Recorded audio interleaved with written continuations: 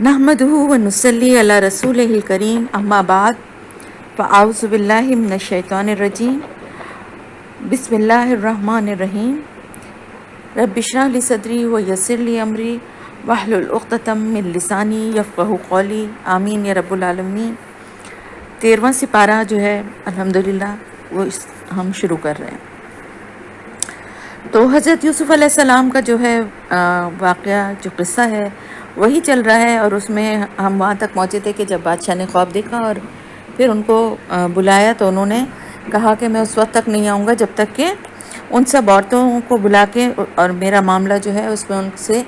गवाही ना ली जाए, क्योंकि वो चाहते यही थे ज़ाहिर है कि बिला वजह एक झूठा जो इल्ज़ाम उन पर लगा हुआ था उसको पहले उनके पर से वो हटाया जाए। तो वो औरतों ने खुद आकर उनके हक़ में गवाही दी कि वही सच्चे हैं। ख़ास तौर से अज़ीज़ की जो बीवी जिसने उन पर इल्ज़ाम लगाया था उसने कहा कि ये सच्ची बात है कि मैंने इनको बहकाने की फुसलाने की कोशिश की थी। फिर उसके बाद यूसुफ़ अलैहिस्सलाम ने कहा कि ये सब जो कुछ भी मैंने कहा था कि इस औरत को बुला के जो का पूछा जाए और गवाही ली जाए, इससे मेरी सिर्फ ये मैं ये सिर्फ चाहता था कि वो अज़ीज़ जो है जिसके घर में मैं रहता था उसको ये पता हो कि मैंने उसकी पीठ पीछे उसकी साथ ख़यानत नहीं की है, और जो ख़यानत करते हैं उनकी चालों को अल्लाह ताला कभी कामयाब नहीं होने देता, किसी राह पर नहीं लगाता। और वमा उब्बर्रियु नफ्सी इन्न नफ्सा लअम्मारतुन बिस्सू इल्ला मा रहिमा रब्बी इन्न रब्बी गफूरुर रहीम। और उन्होंने कहा कि जो कुछ भी मैं बता रहा हूँ इससे मेरा ये मुराद नहीं है कि मैं अपने नफ्स की जो है वो की बरात ज़ाहिर कर रहा हूँ, बल्कि मैं तो ये बताना चाह रहा हूँ कि नफ्स जो है ना इंसान का, वो तो उसको बदी पर ही उकसाता है, बुरे कामों पे गुनाह पे उकसाता है, बस सिवाय उसके जिस पर अल्लाह की मेरे रब की रहमत हो जाए। और बेशक मेरा रब बहुत ही बख्शने वाला और निहायत रहम करने वाला है। वक़ाल मलिकु, उस वक्त फिर बादशाह ने कहा, ईतूनी बिही अस्तखलिसू लिनफ्सी फलम्मा कल्लमहू क़ाल इन्नका अल-यौमा लदैना मकीनुन अमीन। तो बादशाह ने फिर कहा कि इनको मेरे पास ख़ास तौर से लेकर आओ कि मैं इनको अपने लिए ख़ास कर लूँ। ये तो बहुत जिस तरह की उन्होंने एक तो ख्वाब की ताबीर बताई और फिर जिस तरह ये हिकमत की बात की उनका ये तो बहुत कोई काबिल और नेक इंसान है, तो इनको मेरे पास लाओ ताकि मैं इनको अपने मखसूस कर लूँ, यानी अपनी दरबार में ही इनको शामिल कर लूँ। तो यूसुफ़ अलैहिस्सलाम ने उनसे ये कहा, जब उनसे बात की तो उसने कहा कि अब आपकी हमारे यहाँ जो है वो बड़ी अहमियत होगी। फलम्मा कल्लमहू क़ाल इन्नका अल-यौमा लदैना मकीनुन अमीन, कि आप तो बड़ी, अब आपकी हमारे पास बड़ी इज़्ज़त भी है, क़द्र व मंज़िलत भी है, और साथ ही साथ आप एक अमीन हैं, अमानतदार हैं। आप इस बात पर हमें एक पूरा यकीन हो गया है। क्यों? क्योंकि उस वाली बात से और ज़्यादा यकीन हो गया कि किस तरह वहाँ रहते हुए उस औरत के इतने बहकाने और खुली हुई दावत को के बावजूद भी उन्होंने अमानत में ख़यानत नहीं की। और तो उसने कहा, आप तो हमारे लिए बहुत ही ज़्यादा अमानतदार, हमें आपकी अमानतदारी पर पूरा भरोसा है। तो यूसुफ़ अलैहिस्सलाम ने उनसे कहा, क़ाल जल्नी अला ख़ज़ाइनिल अर्दी इन्नी हफ़ीज़ुन अलीम, कि मुल्क के जो ख़ज़ाने हैं वो आप मेरे हवाले कर दीजिए, मैं इनकी हिफाजत करने वाला हूँ और मैं जानता हूँ इनकी हिफाजत करने के तरीक़े।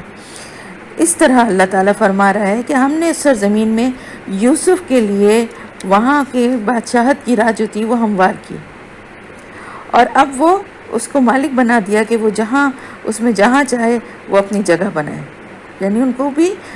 वो ही ओहदा मिल गया जो अज़ीज़ मिस्र के पास था। आहिस्ता आहिस्ता जो है वो अल्लाह ताला उनको उस बादशाहत के तरफ रास्ते अल्लाह के बना रहे थे, तो वो सरज़मीन उसके हवाले कर दी गई। फिर उसके बाद अल्लाह ताला फरमा रहा है कि यही तरीक़ा है हमारा कि हम अपनी रहमत से जिसको चाहते हैं उसको नवाजते हैं, और नेक लोगों का अजर कभी भी ज़ाया नहीं किया जाता हमारे पास। यानी वला नुदियु अजरल मोहसिनीन, अब ज़ाया हम हरगिज़ ज़ाया नहीं करते नेक लोगों का अजर। और आखिरत का अजर जो है वला अजरुल आखिरा خیر للذین، وہ تو زیادہ بہتر ہے ان لوگوں کے لیے جو ایمان لائے اور جو پرہیزگاری جنہوں نے اختیار کی۔ اور پھر کیا ہوا، اب اس کے بعد کے واقعات جو ہیں اس کو کٹ شارٹ کر کے آگے کی کہ وہ قحط جب پڑا اور سارا غلہ جو جمع کیا تھا یہ سارا ہو گیا۔ جب تفسیر میں تو اس کی تفصیل ہو سکتی ہے، یہاں مختصراً بتا رہی ہوں۔ تو پھر کیا ہوا کہ کیونکہ انہوں نے غلے کو اسٹور کر لیا تھا، اس لیے نہ صرف یہ کہ ان کی اپنی ضرورت کے لیے بھی کافی تھا، بلکہ دوسرے علاقے سے بھی لوگ آتے تھے یہاں ان کے پاس اور غلہ لے کر جاتے تھے۔ تو پھر ان لوگوں میں یوسف علیہ السلام کے بھائی بھی تھے جو کہ مصر آئے اور ان کے سامنے حاضر ہوئے۔ پھر فعرفہم وہم لہ منکرون، تو انہوں نے تو ان کو پہچان لیا اپنے بھائیوں کو، لیکن وہ ان کو پہچان نہ پائے۔ پھر جب اس نے ولما جہزہم بجہازہم، پھر جب انہوں نے ان کا سامان تیار کروایا، یعنی جو کچھ غلہ اور جو کچھ ان کو دیا تھا وہ تیار کروایا، تو انہوں نے جاتے ہوئے ان سے یہ کہا کہ اب کی دفعہ تو مانا، کیونکہ وہ بھائی جو تھے وہ اکیلے آئے تھے، جو حضرت یوسف علیہ السلام کے جو یعنی ان کی والدہ کے ساتھ جو ایک بھائی تھے بنیامین، ان کو لے کر نہیں آئے تھے، کیونکہ ان کے والد اب ان کو بھی نہیں کہیں جانے دیتے تھے، حضرت یوسف علیہ السلام کو تو کھو چکے تھے۔ تو وہ انہوں نے کہا کہ تم ذکر کیا ہوگا، تو انہوں نے کہا کہ اب تم آؤ گے تو دیکھو اپنے ساتھ بھائی کو بھی جو ہے اپنے ساتھ لے کر آنا، جو تمہارا بھائی گھر پر رہ گیا اس کو بھی ساتھ میں لے کر آنا، کیونکہ تم دیکھتے نہیں ہو کہ میں کس طرح سے پیمانہ بھر کر دیتا ہوں اور میں کتنا مہمان نواز ہوں، میں کتنا تمہاری میں نے کتنی مہمان نوازی کی ہے۔ کیونکہ ہوتا یہ تھا کہ ہر شخص کے حساب سے غلہ دیا جاتا تھا، تو جب ہر شخص کے جتنے لوگ زیادہ ہوں گے تو اتنا ہی زیادہ غلہ ملے گا، اور اگر تم ایسا نہیں کرو گے، یعنی تم ان کو ساتھ لے کر نہیں آؤ گے، تو پھر تمہارے لیے میرے پاس کچھ نہیں ہے، میں کچھ غلہ تمہیں نہیں دوں گا، اور نہ ہی تم میرے قریب آ پاؤ گے، میں تمہیں اپنے قریب بھی نہیں آنے دوں گا۔ انہوں نے کہا بھائیوں نے کہ ہم پوری کوشش کریں گے کہ اپنے باپ کو اس چیز کے لیے تیار، اس بات کے لیے تیار کر لیں، اور ہم وَإِنَّا لَفَاعِلُونَ، اور البتہ ہم کر کے ہی رہیں گے ایسا۔ پھر یوسف علیہ السلام نے اپنے غلاموں کو اشارہ کیا کہ ان لوگوں نے غلے کے عوض جو مال دیا ہے وہ چپکے سے ان کے مال میں ہی رکھ دو۔ ہوتا یہ تھا کہ اس زمانے میں بارٹر سسٹم تھا، جو آپ نے پڑھا ہوگا کہ کچھ دیا جاتا تھا اور کچھ لیا جاتا تھا، تو اس غلے کے عوض وہ کچھ لے کر آئے ہوں گے سامان، وہ مویشیوں کی شکل میں، یا جیسے ہوتا ہے نا مویشیوں کی کھالیں ہیں یا کچھ اور کوئی ایسی چیزیں خوش کر کے کچھ ایسا اس کے معاوضے میں دیا ہوگا، کیونکہ کرنسی میرے خیال سے اس وقت تک نہیں تھی، تو وہ یا جو کچھ مال بھی اگر ہوگا تو وہ سب کچھ جو کچھ بھی انہوں نے دیا تھا وہ سب انہی کے جو ان کو مال دیا، غلہ دیا جا رہا تھا، اسی میں چھپا کے رکھ دیا اپنے غلاموں سے کہہ کے۔ اور یہ کس لیے کیا؟ اس لیے کہ یوسف علیہ السلام نے اس امید پر کیا کہ جب وہ گھر پہنچیں گے اور اپنا مال واپس دیکھیں گے کہ ان کے ساتھ آ گیا ہے، تو وہ اس بات پہ بڑے شکر گزار ہوں گے، ان کو یہ سوچیں گے کہ بڑے فیاض ہیں، اور ان کا دل چاہے گا کہ وہ دوبارہ واپس بھی آئیں اگر اتنا اچھا ان کے ساتھ معاملہ کیا جائے گا۔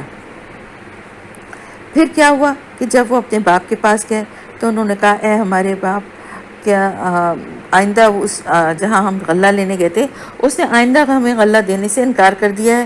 اور کہا ہے کہ اپنے ساتھ اپنے بھائی کو لے کر آنا، تو آپ ہمارے ساتھ اس کو بھیج دیجئے، وَإِنَّ لَهُ لَحَافِظُونَ، اور تاکہ ہم غلہ لے آئیں، اور بے شک ہم اس کی حفاظت کے ذمہ دار ہیں۔ بالکل وہی والی بات کہی جو یوسف علیہ السلام کو ساتھ لے جاتے ہوئے کہی تھی۔ باپ نے ان کے کہا کہ کیا میں اس معاملے میں تم پر ویسے ہی بھروسہ کروں جیسے اس سے پہلے اس کے بھائی کے معاملے میں کر چکا ہوں؟ یعنی میں تم پر ویسے ہی بھروسہ کروں؟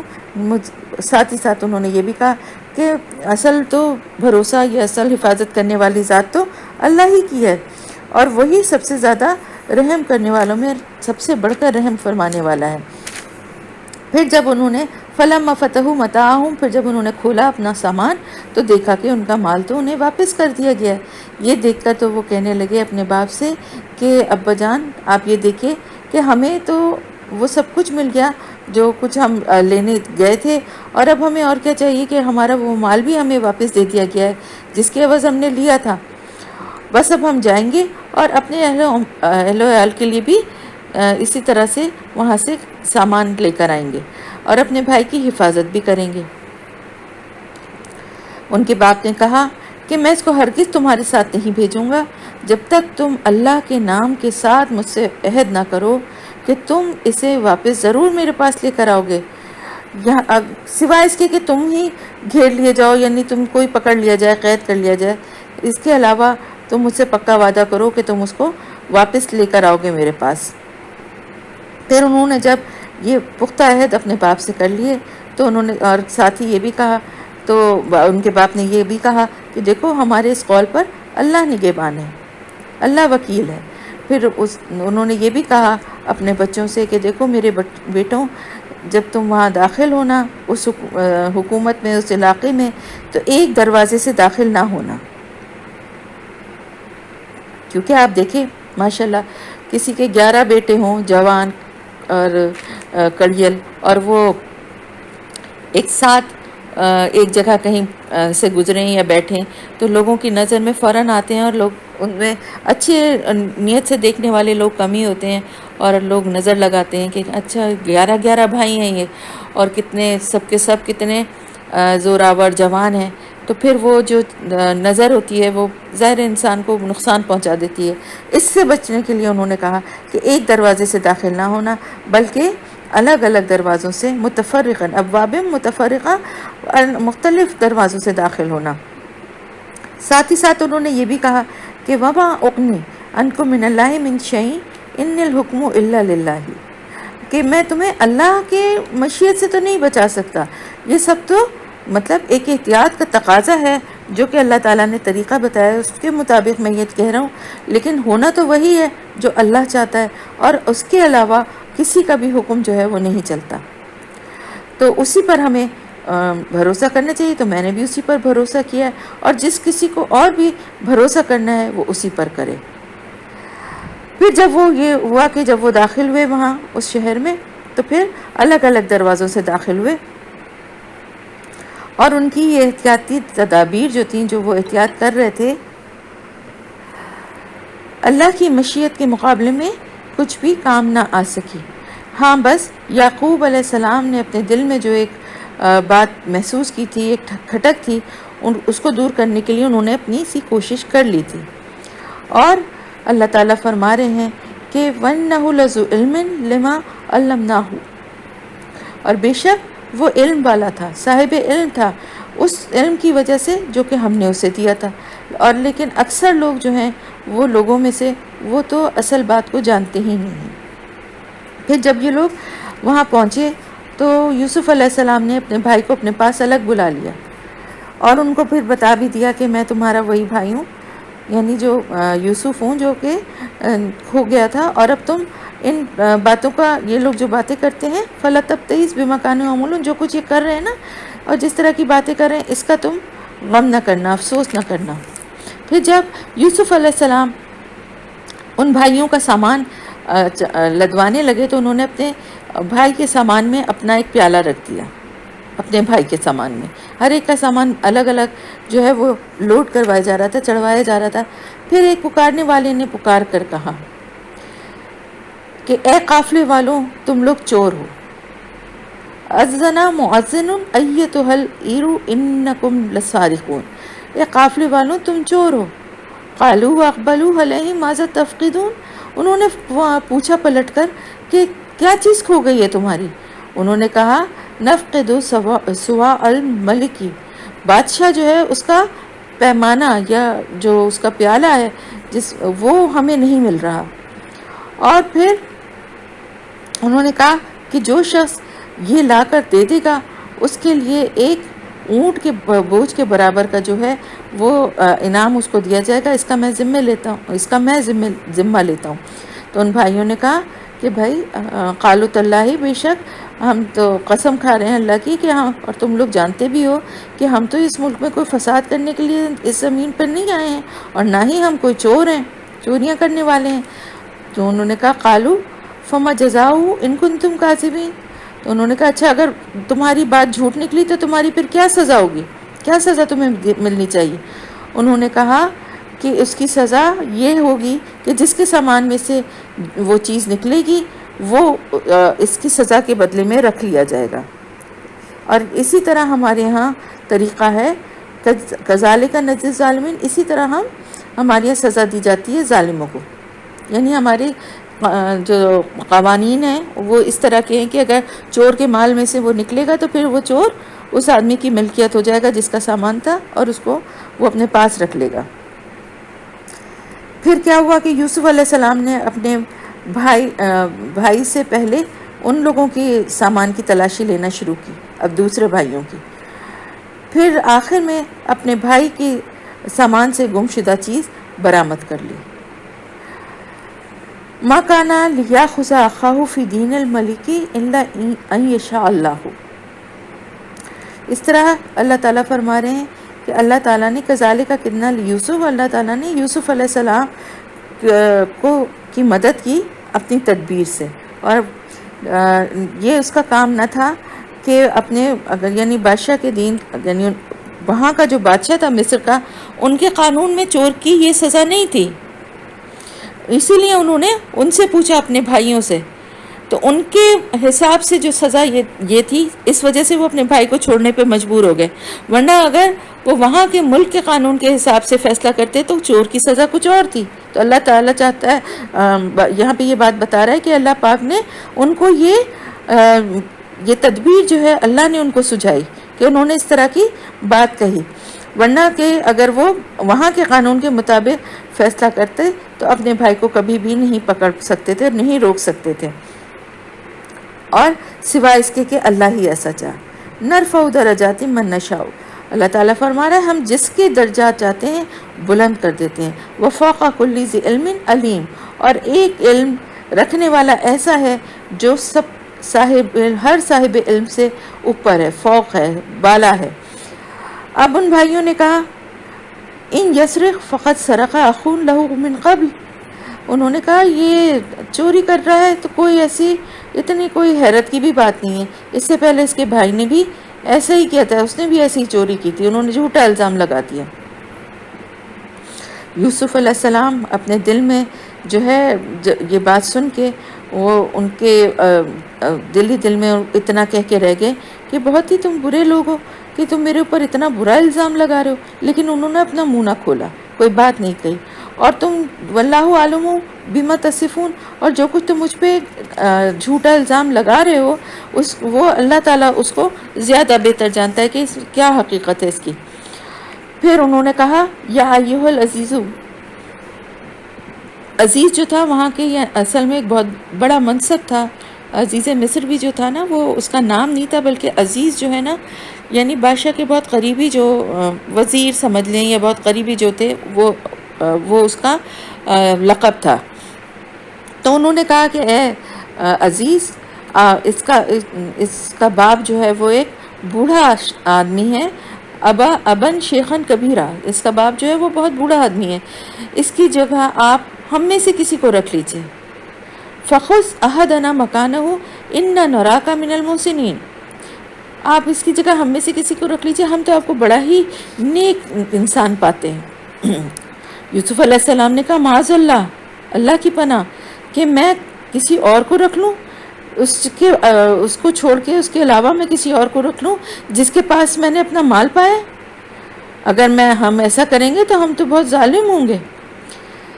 پھر وہ مایوس ہو گئے جب یوسف علیہ السلام سے، تو پھر اکیلے میں جا کے آپس میں مشورے کرنے لگے. ان میں سے جو سب سے بڑا تھا وہ کہنے لگے، وہی جنہوں نے حضرت یوسف علیہ السلام کو کی بھی قتل سے روکا تھا بھائیوں کا، انہوں نے کہا کہ تم نہیں جانتے کہ تمہارے والد تم سے اللہ کے نام پر کتنا ایک پختہ عہد لے چکے ہیں، اور اس سے پہلے تم جو کچھ یوسف کے معاملے میں کر چکے ہو وہ بھی تم کو معلوم ہے. تو انہوں نے کہا میں تو اب یہاں سے ہرگز نہیں جاؤں گا جب تک کہ میرے والد مجھے اس کی اجازت نہ دیں، یا پھر اللہ ہی میرے حق میں کوئی فیصلہ فرما دے، وہ سب سے بہتر فیصلہ کرنے والا ہے. تم جا کر اپنے والد سے کہو کہ ہمارے باپ آپ کے وہ بیٹے نے چوری کی ہے، ہم نے تو نہیں دیکھا اس کو. وما شہدنا الا بما علمنا وما كنا للغیب حافظین، ہم نے اس کو چوری کرتے ہوئے دیکھا تو نہیں ہے، لیکن ہمیں جو کچھ بتایا گیا ہے ہم وہی آپ کو بتا رہے ہیں، اور ہم غیب کو کی تو حفاظت کرنے والے نہیں ہیں نا، غیب کو تو ہم نہیں جانتے اس کی. تو آپ اس بستی کے لوگوں سے پوچھ لیجئے جہاں ہم گئے تھے، وسائل القریہ، یعنی سوال کر لیجئے وہاں رہنے والوں، اس بستی کے لوگوں سے جس جگہ ہم گئے تھے، اور یا پھر اس قافلے سے دریافت کر لیجئے جس کے ساتھ ہم آئے ہیں کہ ہم بالکل سچ بول رہے ہیں. باپ نے یہ ساری بات سن کر کہا کہ سولت لکم انفسکم امرن بل سولت لکم انفسکم امرن فصبر جمیل. اب باپ نے یہ ساری بات سن کے کہا کہ تمہارے نفس نے دراصل اب تمہارے لیے ایک اور بہت اتنی بڑی بات ہے اس کو بھی تمہارے لیے آسان بنا دیا. یعنی اتنا بڑا جو بات کہنا تمہارے لیے بڑی آسان ہو گئی کہ میرا بیٹا، میں تو بہت اچھی طرح واقف ہوں کہ وہ کتنا نیک سیرت ہے، اور وہ کبھی بھی ایک پیالے کی چوری کا وہ مرتکب ہو ہی نہیں سکتا. تو اس پہلے جس طرح تم ایک بھائی کو تم نے جان بوجھ کر گم کر دیا تھا اور اس کی قمیص پر جھوٹا خون لگا کر لے آئے تھے، اور تو یہ تمہارے لیے آسان ہو گیا تھا. اب دوسرے بھائی کو چور مار دینا اور اس کی خبر آ کے مجھے دینا، یہ بھی تمہارے پر بڑا آسان ہو گیا. حالانکہ یہ بہت بڑی بات ہے، کیسے یقین کر سکتے تھے تم؟ میں تو نہیں یقین کر سکتا. لیکن اب یہ جو کچھ ہو گیا اس پر بھی میں صبر جمیل، میں صبر کروں گا بہت اچھی طریقے سے، یعنی اللہ کے پر معاملہ چھوڑ کے بہت بخوبی کروں گا. پھر امید ہے کہ اللہ تعالیٰ ان سب کو مجھ سے ملا دے گا. ان یاتینی بھی جمیعا، اس سب کو مجھ سے ملا دے گا، میرے پاس لے آئے گا. اور انہ علیم حکیم، اور اس کے سب کام جو ہیں وہ علم اور حکمت پر ہوتے ہیں. پھر وہ ان کی طرف سے منہ پھیر کے بیٹھ گیا اور یاد کرنے لگا کہ ہائے یوسف، یا آصفہ اللہ یوسف، افسوس، ہائے افسوس یوسف پر. اور دل ہی دل میں جو ہے وہ گھٹے جا رہے تھے. اور وبیدت عیناہو، آنکھیں ان کی سفید ہو گئی، یعنی رو رو کے ان کی آنکھیں جو تھیں وہ سفید ہو گئی تھی، بینائی چلی گئی تھی ان کی آنکھوں کی.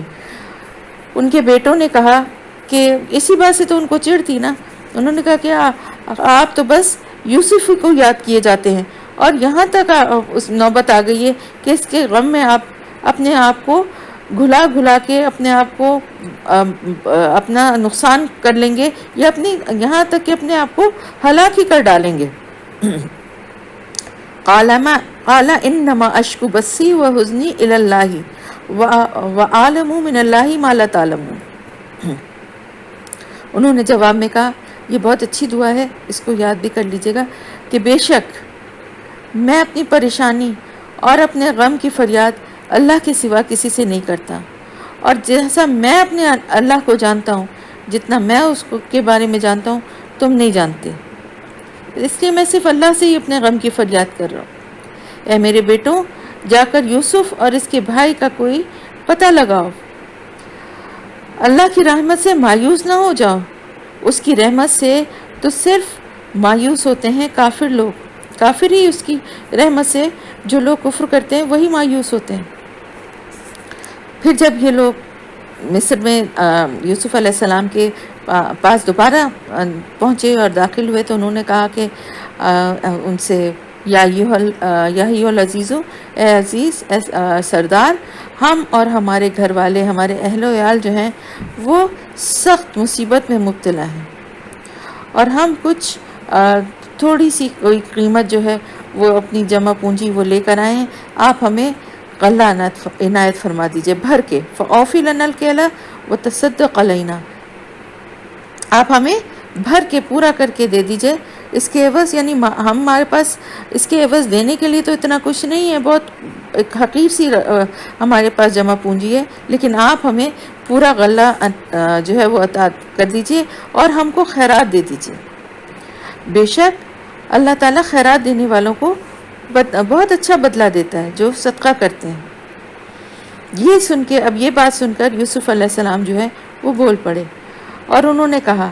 قال هل علمتم ما فعلتم بيوسف واخيه اذ انتم جاہلون،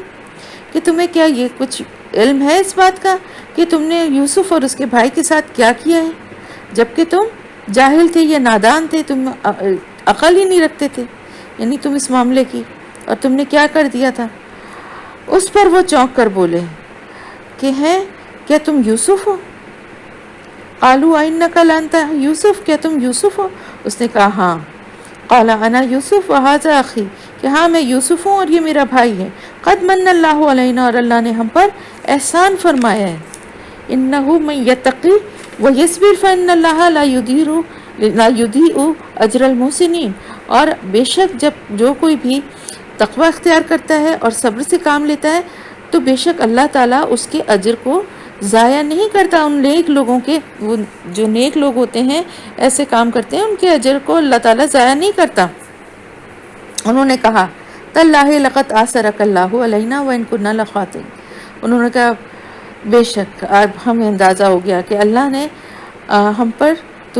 تم کو ہم پر فضیلت بخشی ہے اور ہم واقعی خطا کار ہیں، ہم نے غلط کیا تھا کام، ان کو احساس ہو گیا کہ ہم نے بہت برا کیا تھا اور اللہ تعالیٰ نے تم کو فضیلت بخشی تھی تو ہمیں اس سے جلنا اور حسد نہیں کرنا چاہیے تھا، اور ہم نے بہت غلط کام کیا تھا۔ تو یوسف علیہ السلام نے وہ جواب دیا جو کہ بہت ہی تاریخی ایک وہ جملہ ہے، لا تثریب علیکم اليوم، آج کے دن تم پر کوئی گرفت نہیں ہے، یغفر اللہ لکم وہو ارحم الراحمین،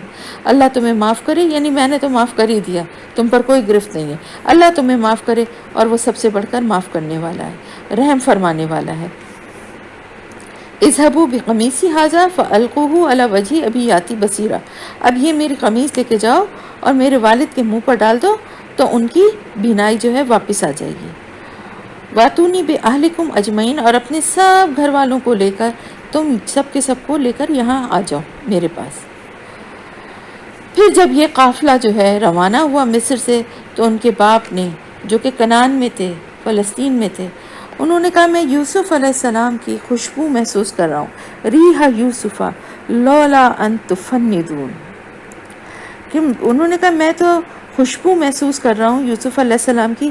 کہیں تم اب یہ نہ سمجھنے لگو، یہ نہ کہنے لگو کہ میں جو ہے اپنی عقل سے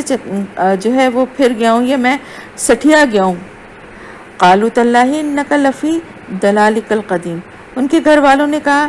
کہ آپ کو کیا کہیں، آپ تو اب پہلے سے ہی اس خبط میں مبتلا ہیں اور ابھی بھی اسی میں پڑے ہوئے ہیں، یعنی یہ تو ضلالک القدیم ہے، آپ کی پرانی، آپ کی دماغ کی خرابی ہے کہ آپ کو یوسف کے بارے میں آپ یہی سمجھتے ہیں۔ پھر جب کیا ہوا کہ وہ سب آ گئے خوشخبری لے کے، تو پھر انہوں نے یوسف کی قمیص جو ہے یعقوب کے منہ پر ڈال دی اور اس کی وجہ سے ان کی بینائی لوٹ آئی۔ تب انہوں نے کہا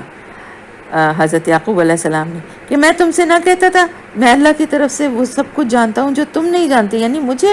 اپنے اللہ سے پوری امید تھی، مجھے پتا تھا، میں جانتا تھا، مجھے یقین تھا کہ میرا اللہ جو ہے یوسف کی حفاظت فرمائے گا، جبکہ تم سمجھتے تھے کہ تم نے اپنے حساب اس کو کھو دیا ہے۔ تو ان سب نے یہ کہا انی عالم من اللہ ما لا تعلمون، بے شک میں جانتا تھا کہ اللہ تعالیٰ جو کچھ کرے گا اس کا میں علم رکھتا تھا۔ انہوں نے پھر اپنے باپ سے کہا کہ ہمارے لیے استغفار کریے، معافی مانگیے اپنے رب سے، واقعی ہم ہمارے گناہوں کی بخشش کے لیے دعا کریں، ہم خطا کار تھے، ہم نے جو ہے ہمارے گناہوں کی بخشش کے لیے دعا کریے، آپ اپنے باپ سے کہا۔ تو انہوں نے کہا کہ میں اپنے رب سے تمہارے لیے معافی ضرور بخشش کی درخواست کروں گا، وہ بڑا معاف کرنے والا اور رحم کرنے والا ہے۔ پھر یہ سب کے سب جو ہیں یوسف علیہ السلام کے پاس وہاں پہنچے تو یوسف علیہ السلام نے اپنے والد کو اپنے ساتھ بٹھا لیا اور اپنے سارے خاندان والوں سے کہا کہ اب شہر میں چل کر رہو، اللہ نے چاہا تو اب تم امن میں رہو گے۔ پھر جب شہر میں سب آ گئے وہاں تو پھر دربار کی یہ بات ہے کہ وہاں پر اس نے اپنے والدین کو اپنے تخت پر اپنے ساتھ بٹھایا، یعنی اپنے عرش پہ جو بادشاہ کا تخت تھا اس پر بٹھایا، اور وہ خروا لہ سجدا، اور باقی سب جو ہے اس کے آگے سجدے میں جھک گئے۔ یہ سجدہ تعظیمی تھا، یعنی ویسا سجدہ نہیں تھا جیسا کہ ہم اللہ کے لیے کرتے ہیں، بلکہ صرف تعظیماً جھک جانا سجدہ کہلاتا ہے۔ تو یوسف علیہ السلام نے پھر اپنے باپ سے کہا کہ اے میرے باپ، یہ ہے تعبیر اس خواب کی جو میں نے پہلے دیکھا تھا، اور میرے رب نے اس کو حقیقت بنا دیا، اور وقد احسن بی، اور اس کا احسان ہے مجھ پر کہ اس نے مجھے قید سے نکالا اور آپ لوگوں کو صحرا سے لا کے مجھ سے ملوا دیا۔ حالانکہ شیطان میرے اور میرے بھائیوں کے درمیان فساد ڈال چکا تھا. یعنی اس کے بعد کہ شیطان نے تو دل میں بھائیوں کے وہ ڈال دیا تھا نا، اور آپس میں ایک دوسرے کا دشمن بنا دیا تھا. تو اور وہ اِنَّ رَبِّی لَطِیفٌ لِمَا یَشَاءُ، بے شک سچی بات یہ ہے کہ میرا رب جو ہے وہ بہت ہی لطیف ہے، اور اپنی مشیت کو بڑے ہی باریک بینی سے جو ہے نا وہ پورا کرتا ہے. جو وہ چاہتا ہے نا اس کے بڑی باریک بینی سے اس کے راستے بناتا ہے، اور بے شک وہ علم اور حکمت والا ہے. ربی، اے میرے رب، قد آتیتنی من الملکی وعلمتنی من تعویل الاحادیث، اور اے میرے رب تو نے مجھے نہ صرف یہ کہ حکومت بخشی ہے، مجھے باتوں کی تہ تک پہنچنا سکھایا ہے، تعویل الاحادیث سکھائی ہے. فاطر السماوات والارض، آسمانوں اور زمین کے بنانے والے. انت ولی فی الدنیا والآخرتی، تو ہی میرا سرپرست ہے دنیا میں بھی اور آخرت میں بھی. اور مجھے فوت کرنا اس حال میں کہ میں مسلمان ہوں، اور پھر میرا انجام کرنا، ملا دینا، میرا خاتمہ کرنا نیک اور صالح لوگوں کے ساتھ، انہی کے ساتھ مجھے ملا دینا. ذالک من انباء الغیب نوحیہ الیک، اللہ تعالیٰ فرما رہا ہے کہ یہ جو خبریں ہیں، جو قصے ہیں، جو باتیں ہیں غیب کی،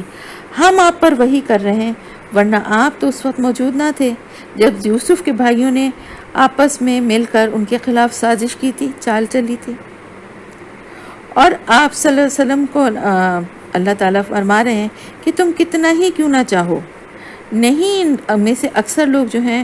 وہ نہیں ایمان لانے والے، چاہے تم کتنی ہی اس بات کے لیے خواہش رکھو، حرص رکھو، یہ نہیں لے کر آنے والے ایمان. تو دیکھیں نصیحت کرنے سے بھی اللہ تعالیٰ فرما رہا ہے کہ ضروری نہیں ہے کہ ہر ایک جو ہے وہ ایمان لے ہی آئے. قرآن میں کتنی دعوتیں دی گئی ہیں، کتنی باتوں کی طرف نشاندہی ہے، اور زمین اور آسمان میں جو وہ معجزے مانگتے تھے نا، اس کے جواب میں اللہ تعالیٰ یہ فرما رہا ہے کہ دیکھو یہ ساری باتیں سننے کے بعد بھی اکثر لوگ جو ہیں وہ ایمان نہیں لائیں گے.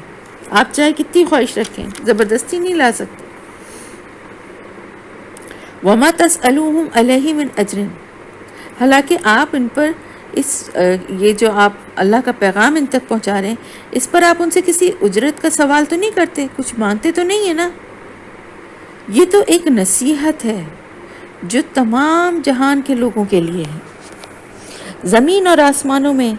کتنی ہی ایسی نشانیاں ہیں جن پر سے یہ لوگ گزرتے رہتے ہیں، اور لیکن کیا ہے کہ ذرا سا بھی غور نہیں کرتے، منہ پھیر کے گزر جاتے ہیں. زمین اور آسمان کی نشانیاں، دن رات ہمارے سامنے کتنی نشانیاں آتی ہیں نا، لیکن کتنا غور کرتے ہیں ہم ان پر. تو اللہ تعالیٰ فرما رہا ہے کہ یہ جو ہے دن رات میں کتنی نشانیاں ہیں جن پر سے یہ لوگ چلتے پھرتے گزرتے ہیں، دیکھتے ہیں، لیکن یہ ذرا بھی اس پہ غور نہیں کرتے، توجہ نہیں دیتے. ان میں سے اکثر اللہ کو مانتے ہیں مگر اس طرح، وما یؤمن اکثرهم باللہ الا وهم مشرکون، ان میں سے اکثر اللہ کو مانتے ہیں مگر اس طرح کہ اس کے ساتھ دوسروں کو شریک ٹھہراتے ہیں. کیا مطمئن ہے یہ کہ اللہ کے عذاب کی طرف سے کوئی بھی اچانک عذاب اللہ کی طرف سے آ کے ان کو پکڑ لے، یا یہ بے خبر ہوں اور اچانک ان پر یہ عذاب کی جو گھڑی ہے یا جو قیامت کی گھڑی ہے یہ ان پر اچانک آ جائے اور ان کو کچھ اس کا بھی شعور ہی نہ ہو، انہیں اندازہ ہی نہ ہو، ایسی بے خبری میں ہو. کہہ دیجئے ھذا سبیلی، یہ ہے میرا وہ راستہ، میں اللہ کی طرف ادعو اللہ، اللہ کی طرف بلاتا ہوں، اور میں خود بھی پوری روشنی میں اپنا راستہ دیکھ رہا ہوں، اور میرے ساتھی بھی جو میری پیروی کرتے ہیں. اور پاک ہے اللہ تعالیٰ اس سے اور شرک کرنے والوں سے. میرا کوئی مطلب وما انا من المشرکین، اور میں شرک کرنے والوں میں سے نہیں ہوں.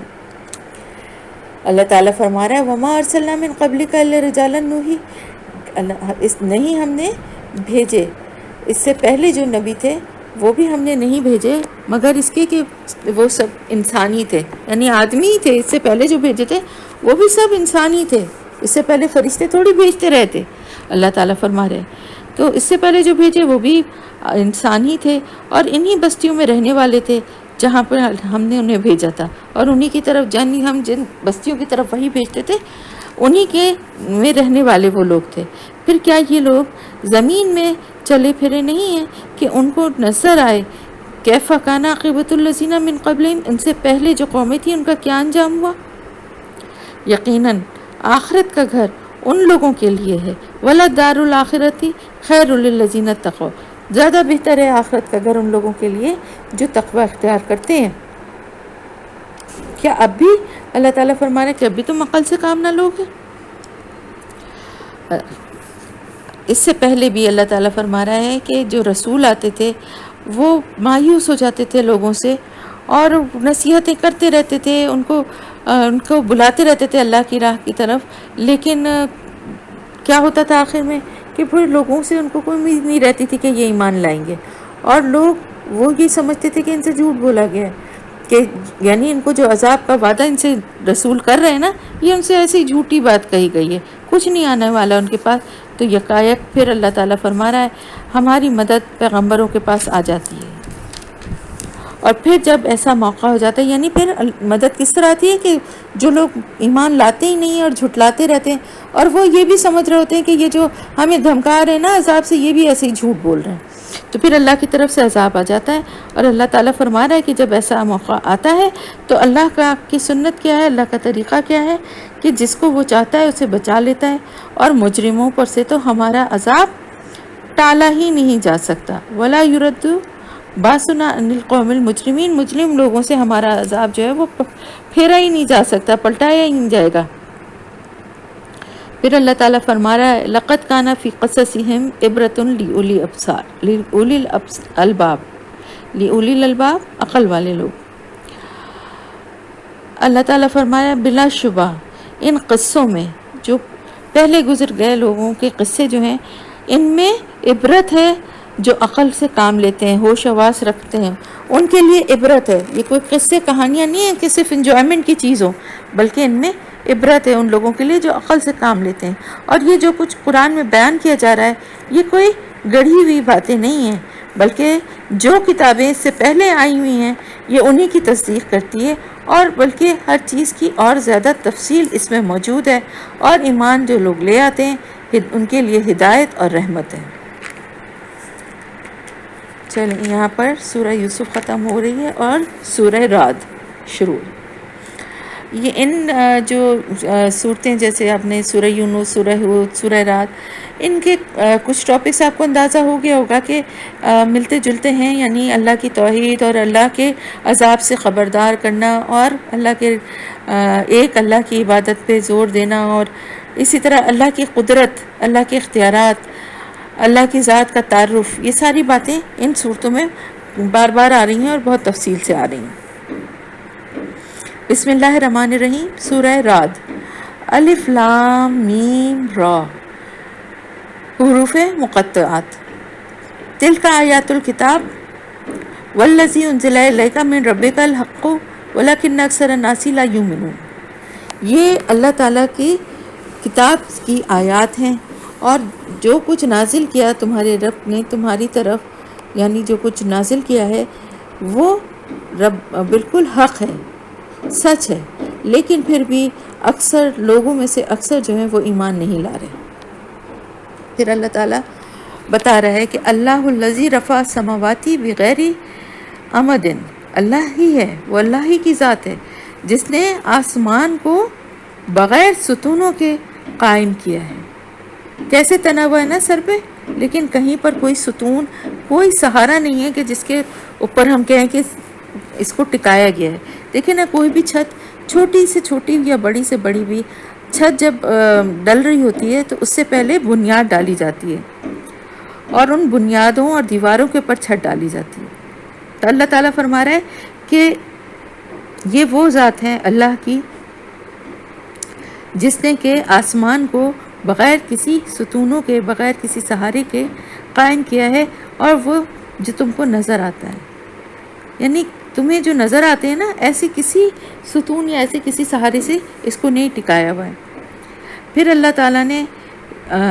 اللہ الذی رفع السماوات بغیر عمد ترونہا ثم استوی، پھر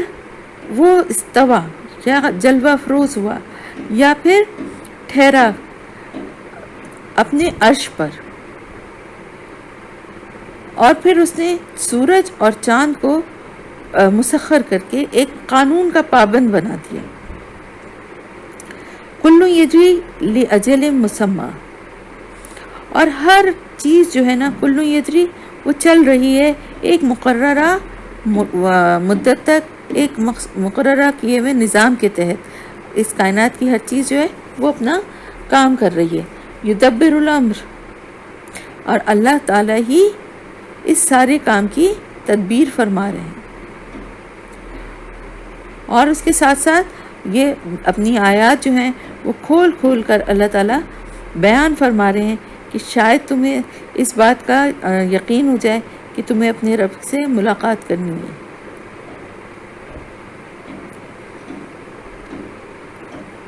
وَهُوَ الَّذِي مَدَّ الْأَرْضَ وَجَعَلَ فِيهَا رَوَاسِيَ وَأَنْهَارًا، اور وہی ذات ہے جس نے مد کس کو کہتے ہیں؟ کھینچنے کو. جس نے پھیلا دی یہ زمین اور اس نے بنایا اس میں رواسیہ و انہارا، پہاڑ اور دریا. پہاڑ کس طرح سے زمین میں گاڑ دیے اور کس طرح سے دریا بہا دیے. پھر اس نے ہر طرح کے پھل کے جوڑے بنائے، جوڑے پیدا کیے. اور پھر کس طرح سے، یعنی غور و فکر کی یہ دعوت ہے کہ کس طرح سے وہ دن پر رات طاری کرتا ہے. بے شک ان ساری چیزوں میں بڑی نشانیاں ہیں ان لوگوں کے لیے جو غور و فکر سے کام رہتے ہیں. اور دیکھو اللہ تعالیٰ فرما رہا ہے وَفِي الْأَرْضِ، اور زمین میں قطع متجاورات وجنات من عناب. اور دیکھو زمین میں اللہ تعالیٰ فرما رہا ہے اس کو قطع، یعنی ٹکڑے ٹکڑے ہیں، اور ہر ٹکڑے کی ہر علاقے میں کی ایک الگ فصل اور الگ جو ہے پیداوار ہوتی ہے. اور پھر کیا ہوتا ہے کہ یہ سب ایک دوسرے سے متصل بھی ہیں، ملے ہوئے بھی ہیں. انگور کے باغ ہیں، کھیتیاں ہیں، کھجور کے درخت ہیں، جن میں سے کچھ جو ہے وہ اکہرے ہیں، یعنی وہ جناتی میں نعنابیوں و زروعیوں و نخیلیوں سنوانوں غیر سنوان، یعنی کچھ تو اکہرے ہیں اور کچھ دوہرے ہیں. یعنی پھل جو آتا ہے کسی میں ایک پھل آتا ہے اور کسی میں گچھے کی شکل میں بھی آتا ہے نا. ان سب چیزوں میں اللہ تعالیٰ کی وَنُفَضِّلُ بَعْضَهَا عَلَىٰ بَعْضٍ فِي الْأُكُلِ، اللہ تعالیٰ فرما رہا ہے کہ اس سب کو ایک ہی پانی جو ہے وہ سیراب کرتا ہے، لیکن مزے میں اللہ تعالیٰ کسی کو زیادہ بہتر بنا دیتے ہیں اور کسی کو کم. اور ان سب چیزوں میں بہت سی نشانیاں ہیں مگر ان لوگوں کے لیے جو عقل سے کام لیتے ہیں. وَإِن تَعْجَبْ فَعَجَبٌ قَوْلُهُمْ أَإِذَا كُنَّا تُرَابًا أَإِنَّا لَفِي خَلْقٍ جَدِيدٍ. اب اللہ تعالیٰ فرما رہا ہے کہ اگر تمہیں تعجب بھی کرنا ہے تو تعجب تو اس بات پہ ہے کہ یہ جو لوگ ہیں جو عقل اور شعور رکھنے والے قابل لوگ ہیں، ان کی یہ بات اس پہ زیادہ تعجب کرنا ہے کہ جب ہم مر کر مٹی ہو جائیں گے تو کیا ہم نئے سرے سے پیدا کیے جائیں گے. یہ وہ لوگ ہیں جنہوں نے اپنے رب سے کفر کیا، انہوں نے اپنے رب سے کفر کیا. اور یہ وہ لوگ ہیں جن کی گردنوں میں توق پڑے ہوئے، اغنانہم توق پڑے ہوئے، اور یہی لوگ جہنم کے ساتھ ہیں اور وہ ہمیشہ ہمیشہ اس میں پڑے رہیں گے. استغفر اللہ. تو اللہ تعالیٰ یہ فرما رہا ہے کہ یہ لوگ جو اس بات پہ تعجب کرتے ہیں نا کہ مرنے کے بعد تو سب مٹی ہو جائیں گے تو کیسے اللہ کے سامنے زندہ ہوں گے، ان سے کہا تمہاری تو اس بات پہ تعجب ہے جو تم کہہ رہے ہو کہ یہ کس طرح سے ایسا ہوگا، جبکہ تم دیکھ رہے ہو کہ اللہ تعالیٰ کس طرح بچوں کو دنیا میں بھیجتا ہے، یا پھر اور بھی بہت ساری اس کی نشانیاں ہیں. تو وہ اللہ تعالیٰ فرما رہا ہے کہ یہ وہ لوگ ہیں جنہوں نے اپنے رب سے کفر کیا ہے. وَيَسْتَعْجِلُونَكَ بِالسَّيِّئَةِ قبل الحسنتی وقد خلت من قبلهم المثلات. اور اللہ تعالیٰ فرما رہے ہیں یہ جو جلدی دکھا رہے ہیں نا، یہ یعنی وہ لوگ جو کیا کہتے ہیں کہ کس طرح سے ہوگا، مرنے کے بعد تو سب ختم ہو گیا اور اس کے بعد دوبارہ کیسے اللہ اٹھائے گا. تو اللہ تعالیٰ فرما رہا ہے قیامت کے دن جو ہے ان کے گلوں میں طوق پڑے ہوں گے اور یہ جہنم کے ساتھی ہوں گے اور ہمیشہ اس میں رہیں گے. پھر اللہ تعالیٰ فرما رہا ہے کہ یہ تو بڑی جلدی جو مچا رہے ہیں نا، بھلائی سے پہلے برائی کے لیے یہ جلدی مچا رہے ہیں. حالانکہ وقت خلت من قبلہم المثلات، اس سے پہلے ان کے سامنے مثالیں گزر چکی ہیں، اس سے پہلے لوگوں کی مثالیں گزر چکی ہیں اور وہ عبرت ناک مثالیں ہیں. اور بے شک تیرا رب تو بڑا مغفرت کرنے والا، معاف کرنے والا ہے لوگوں کے اوپر، اور لوگوں کے اوپر للناسی علی ظلمہم، اور جو کچھ بھی ہوتا ہے اللہ کی طرف سے وہ ان کے ظلم کی وجہ سے ہی ہوتا ہے. اللہ تعالیٰ تو ان کے ساتھ بڑی ہی چشم پوشی سے کام لیتا ہے، مغفرت کا معاملہ فرماتا ہے. اور لیکن یہ بھی حقیقت ہے کہ تیرا رب سخت سزا دینے والا ہے. بے شک تیرا رب لشدید العقاب، سخت عذاب دینے والا ہے.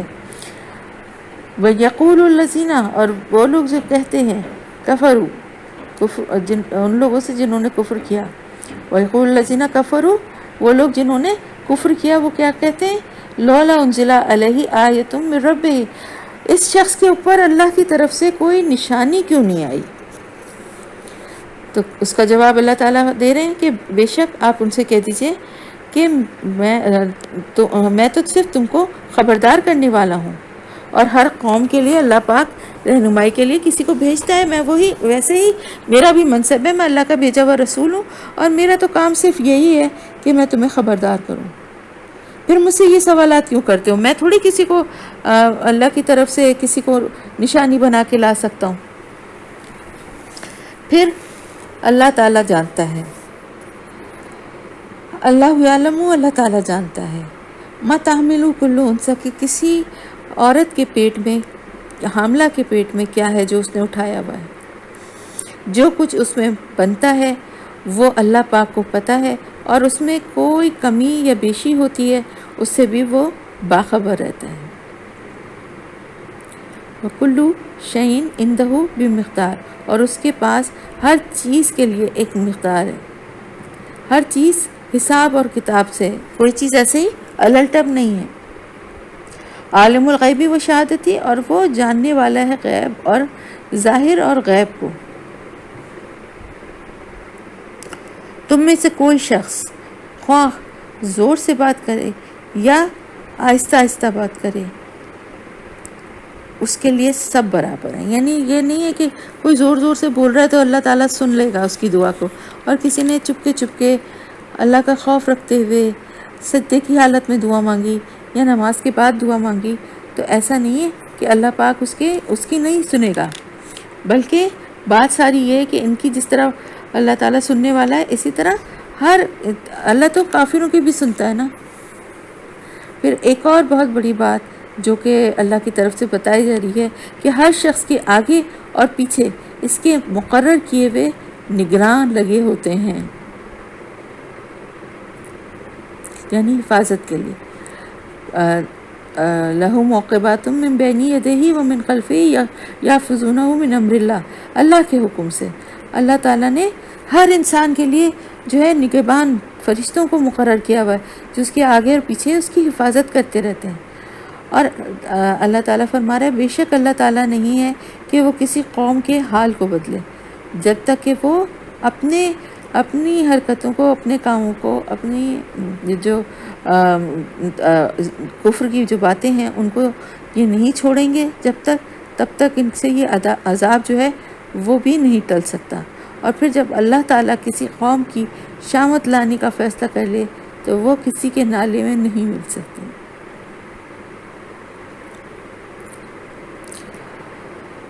وَإِذَا أَرَادَ اللَّهُ بِقَوْمٍ سُوءًا فَلَا مَرَدَّ لَهُ وَمَا لَهُم مِّن دُونِهِ مِن وَالٍ، اور جب وہ فیصلہ کر لیتا ہے کسی قوم کے ساتھ برائی کا تو پھر کوئی اس کو ٹال نہیں سکتا، کوئی نہیں ٹال سکتا، اور نہ اللہ کے مقابلے میں ایسی قوم کا کوئی بھی مددگار ہوگا. یعنی جب مانتے ہی نہیں ہیں اور پھر اللہ کے خلاف کفر پہ اڑے رہتے ہیں اور اللہ ان کے لیے پھر عذاب کا فیصلہ کر لے تو اس کو کوئی بدل نہیں سکتا، اور ایسی قوم کا پھر کوئی بھی حامی و مددگار نہیں ہو سکتا. وَالَّذِي يُرِيكُمُ الْبَرْقَ خَوْفًا وَطَمَعًا، اللہ تعالیٰ ہی ہے وہ ذات جو کہ تمہیں دکھاتا ہے بجلیوں کی چمک جس سے کہ تم امید بھی رکھتے ہو اور خوف بھی رکھتے ہو، خوف و امید کے درمیان ہوتے ہو، جس کو ڈرتے بھی ہیں جس سے، اور پھر اس کو دیکھ کے اس سے بارش اور اس کی فائدوں کی طرف بھی نظر ہوتی ہے نا۔ اللہ تعالیٰ فرما رہا ہے اور وہی ہے جو پانی سے بھرے ہوئے بادلوں کو اٹھاتا ہے، ینشی السحاب الثقال، بھاری بوجھل پہاڑوں وہ بادلوں کو اللہ تعالیٰ جو ہے وہ اٹھاتا ہے۔ تو وہ کس چیز سے بھاری ہوتے ہیں؟ پانی سے۔ اور پھر اللہ تعالیٰ کی پاکی بیان کرتی ہے، بادلوں کی گرج، یعنی اللہ کی پاکی تو بادل کی گرج بھی بیان کرتی ہے، اس کی حمد کے ساتھ اس کی پاکی بیان کرتی ہے، اور فرشتے اس کا خوف دل میں رکھتے ہیں، خوف سے کانپتے ہوئے اس کی تسبیح کرتے ہیں۔ وہ یعنی اللہ تعالیٰ کڑکتی ہوئی بجلیوں کو بھیجتا ہے، اور بعض دفعہ اگر وہ چاہتا ہے تو کسی کے اوپر بھی گرا دیتا ہے اس کو، جس پر وہ چاہتا ہے، عین اس حالت میں گرا دیتا ہے جبکہ لوگ اللہ کو پکارنا برحق ہے یہ کہہ رہے ہوتے ہیں، یعنی جبکہ لوگ اللہ کے بارے میں جھگڑ رہے ہوتے ہیں، واقعی میں اس کی چال بڑی زبردست ہے، وَهُوَ شدید المحال، اور اسی کو پکارنا برحق ہے، لہو دعوت الحق، اسی کو پکارنا برحق ہے۔ اب کیا ہوتا ہے کہ بجلیاں آتی ہیں کڑکتی ہوئی، تو جو لوگ جو ہیں اللہ کے بارے میں جھگڑ رہے ہوتے ہیں نا، عذاب کی شکل میں آتی ہیں، لیکن لوگوں کو اس کا اندازہ نہیں ہوتا نا، پھر اللہ تعالیٰ جس پر چاہتا ہے اس پر گرا دیتا ہے اس حالت میں، یعنی جن کو سزا دینا چاہتا ہے۔ تو ضروری نہیں ہے کہ عام بجلی بھی اگر کسی کے اوپر گر رہی ہے تو وہ سزا کے طور پہ گر رہی ہے، یہاں پر عذاب جن کے اوپر آتا ہے ان کے لیے اللہ تعالیٰ فرما رہا ہے کہ اللہ کی چالیں تو بڑی زبردست ہیں، اللہ کے جو طریقے ہیں وہ بڑی زبردست ہیں، اور کوئی بھی اس کے اللہ کے سے ان کو بچا نہیں سکتا، اور پھر اسی کو پکارنا برحق ہے۔ اور وہ دوسری جو لوگ ہیں یا جو دوسرے جن کو پکارتے ہیں اللہ کے سوا، یعنی جن کے ساتھ شرک کیا جاتا ہے، ان کو جب پکارا جاتا ہے، یہ لوگ پکارتے ہیں تو وہ تو ان کی دعاؤں کا کوئی جواب بھی نہیں دے سکتے۔ ان کو پکارنا تو بالکل ایسا ہے جیسے کوئی شخص پانی کی طرف ہاتھ پھیلائے اور اس سے درخواست کرے کہ تو میرے منہ تک پہنچ جا، حالانکہ پانی اس تک پہنچنے والا نہیں ہے۔ اٹھ کے گلاس میں پانی نکال کے خود پینا پڑتا ہے تو پھر پانی سے پیاس بجھتی ہے نا۔ اگر سامنے رکھا ہوا ہے اور انسان کہ آ جاؤ میرے پاس اور خود سے میرے منہ میں چلے جاؤ، تو کیا وہ آ سکتا ہے؟ بتانے کا مقصد یہ کہ جیسے پانی ایک بے جان چیز ہے، اسی طرح وہ لوگ بھی ہیں جن سے یہ مدد مانگ رہے ہیں، اور جس طرح پانی خود سے اٹھ کے ان کے منہ تک نہیں آ سکتا تو وہ کیسے ان کی مدد کر سکتے ہیں؟ تو اسی طرح ان کافروں کی دعائیں جو ہیں وہ بھی کچھ بھی نہیں ہیں، لیکن سوائے اس کے کہ وہ یعنی وہاں تک پہنچتی ہی نہیں ہیں۔ جب وہ ان کے آگے دعائیں کرتے ہیں تو وہ دعا کسی کام کی نہیں ہوتی، وہ وہاں پہنچتی نہیں ہیں جہاں انہیں پہنچنا چاہیے۔ وہ تو اللہ ہی کی ذات ہے جو کہ جس کو کہ زمین اور آسمان کی ہر چیز خوشی سے یا چاہتے ہوئے یا نہ چاہتے ہوئے سجدہ کر رہی ہے۔ تو بات یہ ہے کہ کافر جو بھی دعائیں جن سے کر رہے ہیں وہ تو صرف ضائع ہوتی ہیں، وہ گمراہی ہے، اس سے کوئی فائدہ نہیں ہے۔ اور یہ اللہ تعالیٰ ہے جس کو کائنات کی ہر چیز چاہے یا نہ چاہے، تون و کرہن، خوشی سے یا ناخوشی سے، تو کائنات کی کوئی چیز کوئی ایسا بھی ہے جو ناخوشی سے کرے؟ صرف انسان ہے جس کو یہ اختیار دیا گیا ہے کہ وہ چاہے تو کرے اللہ کی عبادت اور چاہے تو نہ کرے، اور چاہے تو خوش دلی سے خشوع و خضوع سے کرے اور چاہے تو بے دلی سے کرے۔ اس کے علاوہ کائنات کی اور کسی بھی مخلوق کسی بھی چیز کو یہ اختیار نہیں دیا گیا ہے، تو اسی لیے یہ بات کہی جا رہی ہے۔ اور سب چیزوں کے سائے وظلالہم، اور سائے ان سب چیزوں کے جو ہیں وہ صبح اور شام اللہ کے آگے جھکتے ہیں۔ آیات سجدہ ہے، سجدہ کر لیں۔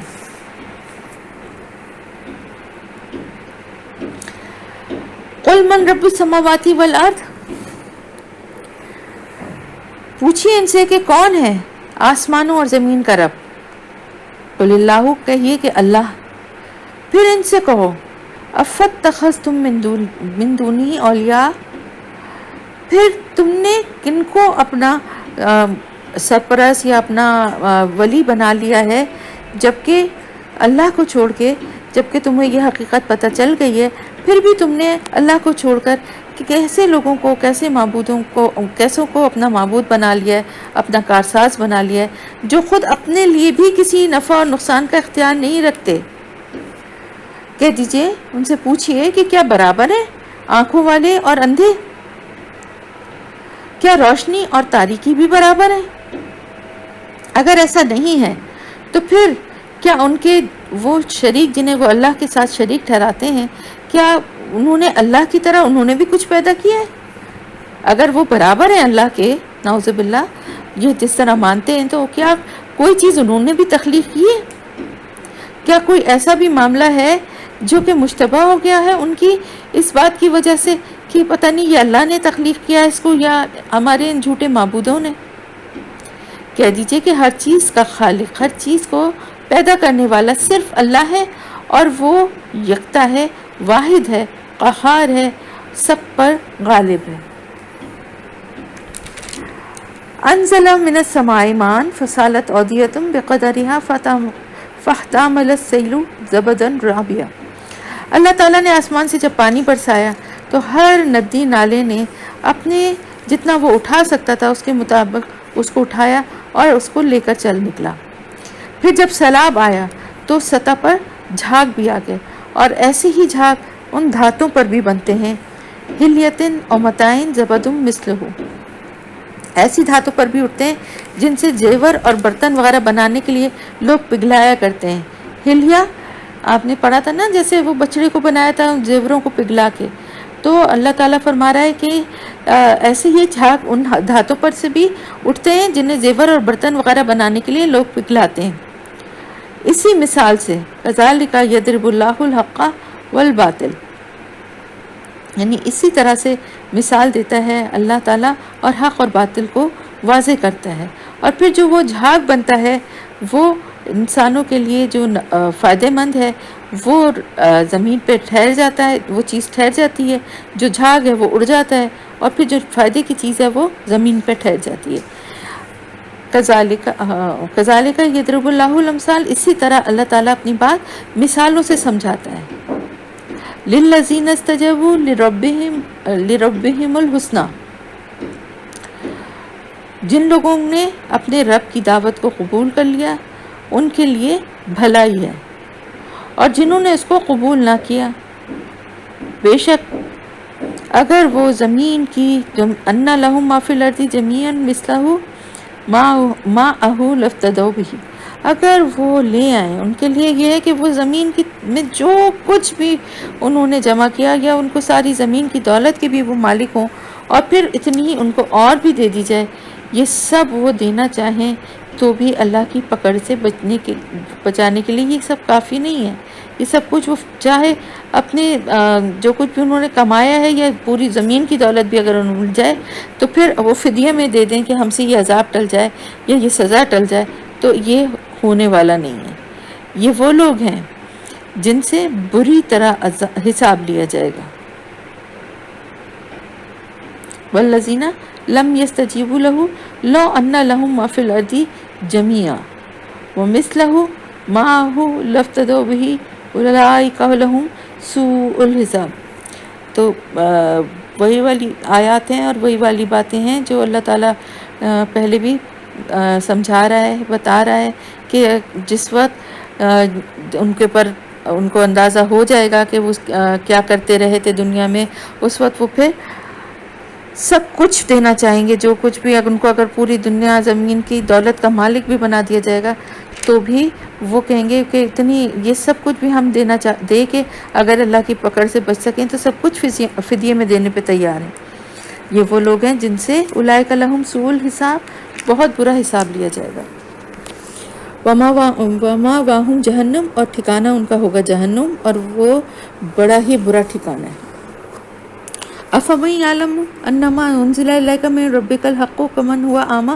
انما یتذکر اولو الالباب، پھر بھلا کیا کون ہے کون ہوگا وہ جاننے گا اس بات کو کہ بے شک آپ کے رب کی طرف سے جو کچھ نازل کی گیا ہے وہ حق ہے، آپ کے رب کی طرف سے جو کچھ نازل کیا گیا ہے وہ حق ہے، تو پھر کس طرح سے جو شخص اس حقیقت کا انکار کرنے والا ہے، اندھا ہے، یہ دونوں برابر ہو جائیں گے؟ جو جانتا ہے کہ یہ کتاب حق کے ساتھ آپ پر نازل ہوئی ہے، اور وہ شخص جو اس حقیقت کا انکار کر کے اندھا بنا ہوا ہے، تو دونوں کیسے برابر ہو جائیں گے؟ کہ نصیحت تو صرف عقل والے ہی حاصل کرتے ہیں۔ اور وہ لوگ جو والذین یصلون ما امر اللہ، یعنی جو اللہ کے ساتھ اپنے عہد کو پورا کرتے ہیں، وہ لوگ جو اللہ کے ساتھ اپنے عہد کو پورا کرتے ہیں اور اس کو مضبوطی سے باندھنے کے بعد توڑ نہیں ڈالتے، ان کے خاص بات یہ ہوتی ہے کہ وہ اللہ نے جن سے تعلق رکھنے کا حکم دیا ہے وہ ان سے تعلق کو برقرار رکھتے ہیں، اپنے رب کا خوف دل میں رکھتے ہیں، اور اس بات کا خوف رکھتے ہیں کہ کہیں ان سے پوری طرح حساب نہ لے لیا جائے۔ ڈرتے ہیں اللہ کے سامنے حاضر ہونے سے، اللہ کے حساب لینے سے خوف دل میں رکھتے ہیں۔ والذین صبروا ابتغاء وجہ، اور وہ لوگ جنہوں نے صبر کیا، صابرین کا جو ہے نا بہت بڑا درجہ ہے۔ تو جو لوگ اللہ کے لیے، اللہ کی خوشی چاہنے کے لیے، اللہ کی رضا چاہنے کے لیے صبر سے کام لیتے ہیں، پھر ساتھ ہی ساتھ نماز قائم کرتے ہیں، اور پھر یدرؤون بالحسنۃ السیئۃ، اور پھر کیا کرتے ہیں؟ بھلائی سے برائیوں کو دور کرتے ہیں، یعنی نیک کام کر کے، اچھے کام کر کے برائیوں کو دور کرتے ہیں۔ تو اللہ تعالیٰ فرما رہا ہے ان کی خصوصیات کہ وہ یہ جو بھی نیکی کے کام ہے وہ اپنے رب کی رضا کے لیے کرتے ہیں، صبر سے کام رہتے ہیں، نماز کو قائم کرتے ہیں، اور اللہ تعالیٰ فرما رہا ہے ہمارے دیے ہوئے رزق میں سے خرچ کرتے ہیں، اور یہ خرچ دونوں طرح ہوتا ہے، اعلانیہ بھی اور چھپا کر بھی، اور پھر برائی کو بھلائی سے دور کرتے ہیں۔ آخرت کا گھر انہی لوگوں کے لیے ہے، یعنی وہاں پر کیا ہوگا؟ وہ آخرت کا گھر جو ہے وہ جس میں ہمیشگی کے باغات ہیں، وہاں انہیں داخل کر دیا جائے گا، اور وہ ہمیشگی کے باغات جو ہیں وہ خود بھی ان میں داخل ہوں گے، اور ان کے باپ دادا بھی، اور ان کی بیویاں اور ان کی اولاد ان کے استقبال کے لیے آئیں گے، الحمدللہ، اور ان سے کہیں گے کہ تم پر سلامتی ہے، تم نے دنیا میں جس طرح صبر سے کام لیا۔ یعنی دیکھیں، نہ صرف یہ کہ وہ، بلکہ ان کے ماں باپ، ان کی بیویاں، ان کی اولادیں، یعنی ان کے فیملی کے جو لوگ ہیں وہ بھی وہاں پر آ جائیں گے، اور وہ جو صالح لوگ ہوں گے ان کی اولاد میں سے، یعنی شرط وہی ہے، جائیں گے ضرور، لیکن وہ جو صالح ہوں گے وہ سب ان کے ساتھ وہاں جائیں گے، اور فرشتے ہر طرف سے ان کے استقبال کے لیے آ جائیں گے اور ان کے اوپر سلامتی بھیجیں گے، اور کہیں گے کہ تم نے دنیا میں جس طرح صبر سے کام لیا، اسی کی وجہ سے آج تمہیں یہ سب کچھ مل رہا ہے، اس کے تم حقدار ہوئے ہو، تو پھر کتنا ہی اچھا ہے وہ ٹھکانہ جو کہ آخرت کا گھر ہے۔ اور وہ لوگ جو اللہ کے عہد کو مضبوط باندھ لینے کے بعد توڑ دیتے ہیں، اور وہ تعلق توڑتے ہیں ان سے جن سے اللہ نے جوڑنے کا حکم دیا ہے، جن کے لیے اللہ کا حکم ہے کہ ان سے تعلق جوڑا جائے، ان کو توڑتے ہیں، اور وہ کاٹ دیتے ہیں ان سارے رابطوں کو جن کو جوڑنے کا اللہ نے حکم دیا، جو زمین میں فساد پھیلاتے ہیں، وہ لعنت کے مستحق ہیں۔ اولئک لہم اللعنہ، یہی لوگ ہیں جن پر لعنت ہے اللہ کی، اور انہی کے لیے ہے وَلَهُمْ سُوءُ الدَّارِ، بہت ہی برا ٹھکانہ آخرت میں، یعنی ان کے لیے بہت ہی برا ٹھکانہ ہے۔ اللہ یبسط الرزق لمن یشاء ویقدر، اور اللہ تعالیٰ جس کو چاہتا ہے رزق میں کشادگی بخشتا ہے، اور جس کو چاہتا ہے اس کو روک کے حساب کتاب سے دیتا ہے۔ یہ لوگ جو ہیں دنیا کی زندگی میں کھو گئے ہیں، اسی میں لگ گئے ہیں، خوش ہیں اس میں، حالانکہ وَمَا الْحَيَاةُ الدُّنْيَا فِي الْآخِرَةِ إِلَّا مَتَاعٌ، دنیا کی زندگی آخرت کے مقابلے میں ایک متاع قلیل کے سوا کچھ بھی نہیں ہے۔ وَيَقُولُ الَّذِينَ كَفَرُوا، اور کہتے ہیں وہ لوگ جنہوں نے جو کہ انکار کرنے والے تھے یا کفر کرنے والے تھے، کیوں نہیں نازل ہوئی اس پر کوئی نشانی اس کے رب کی طرف سے، یعنی حضرت صلی اللہ علیہ وسلم کے اوپر یہ اعتراض کیا کرتے تھے۔ کہہ دیجئے بے شک اللہ تعالیٰ جس کو چاہتا ہے گمراہ کر دیتا ہے، اور جس کو چاہتا ہے ہدایت کا راستہ دکھاتا ہے، اور وہ ہدایت کا راستہ اسی کو دکھاتا ہے جو اس کی طرف رجوع کرے۔ الذین آمنوا، وہ لوگ جو ایمان لائے، اللہ تعالیٰ نے ان کے دلوں کو تطمئن قلوبہم، ان کے دلوں کو مطمئن کر دیا اللہ کے ذکر سے. اور یاد رکھو کہ اللہ کے ذکر سے ہی دلوں کو اطمینان ملتا ہے. الذین آمنوا، بے شک وہ لوگ جو ایمان لائے، وعملوا الصالحات، اور انہوں نے نیک عمل کیے. پھر اللہ تعالیٰ کی طرف سے ان کے لیے کیا انعام ہے کہ جو اللہ کے اوپر ایمان، اللہ کے اوپر جو دعوت آئی تھی ایمان کی تھی اس کو قبول کیا، نیک عمل کرتے رہے، اور وہ خوش نصیب لوگ ہیں. اور ان کے لیے اللہ تعالیٰ کی طرف سے حسن و مآب، بہت اچھا ٹھکانہ ہے. تو اللہ تعالیٰ ایسے لوگوں کے اجر کو ضائع نہیں کرے گا جو بھی ایمان لانے کے بعد نیک کام کرتا ہے. اور اسی طرح اللہ تعالیٰ فرما رہا ہے کہ ہم نے آپ کو رسول بنا کے بھیجا ہے اس قوم میں جس میں اس سے پہلے بہت سی قومیں گزر چکی ہیں، تاکہ آپ اللہ کا پیغام، لوگوں کو وہ پیغام سنائیں جو ہم نے آپ پر نازل کیا ہے. یعنی کوئی آپ اپنی طرف سے نہیں سنا رہے، اللہ کا پیغام. اور اس طرح سے لوگوں کو یہ بتائیں کہ قل ہوا ربی، کہ بے شک میرا رب جو ہے وہ وہی اصل الہ ہے، اور اس کے علاوہ اور کوئی عبادت کے لائق نہیں ہے. تو اللہ تعالیٰ کو اللہ کا یہ پیغام سنائیے کہ اللہ تعالیٰ کتنا رحمان ہے،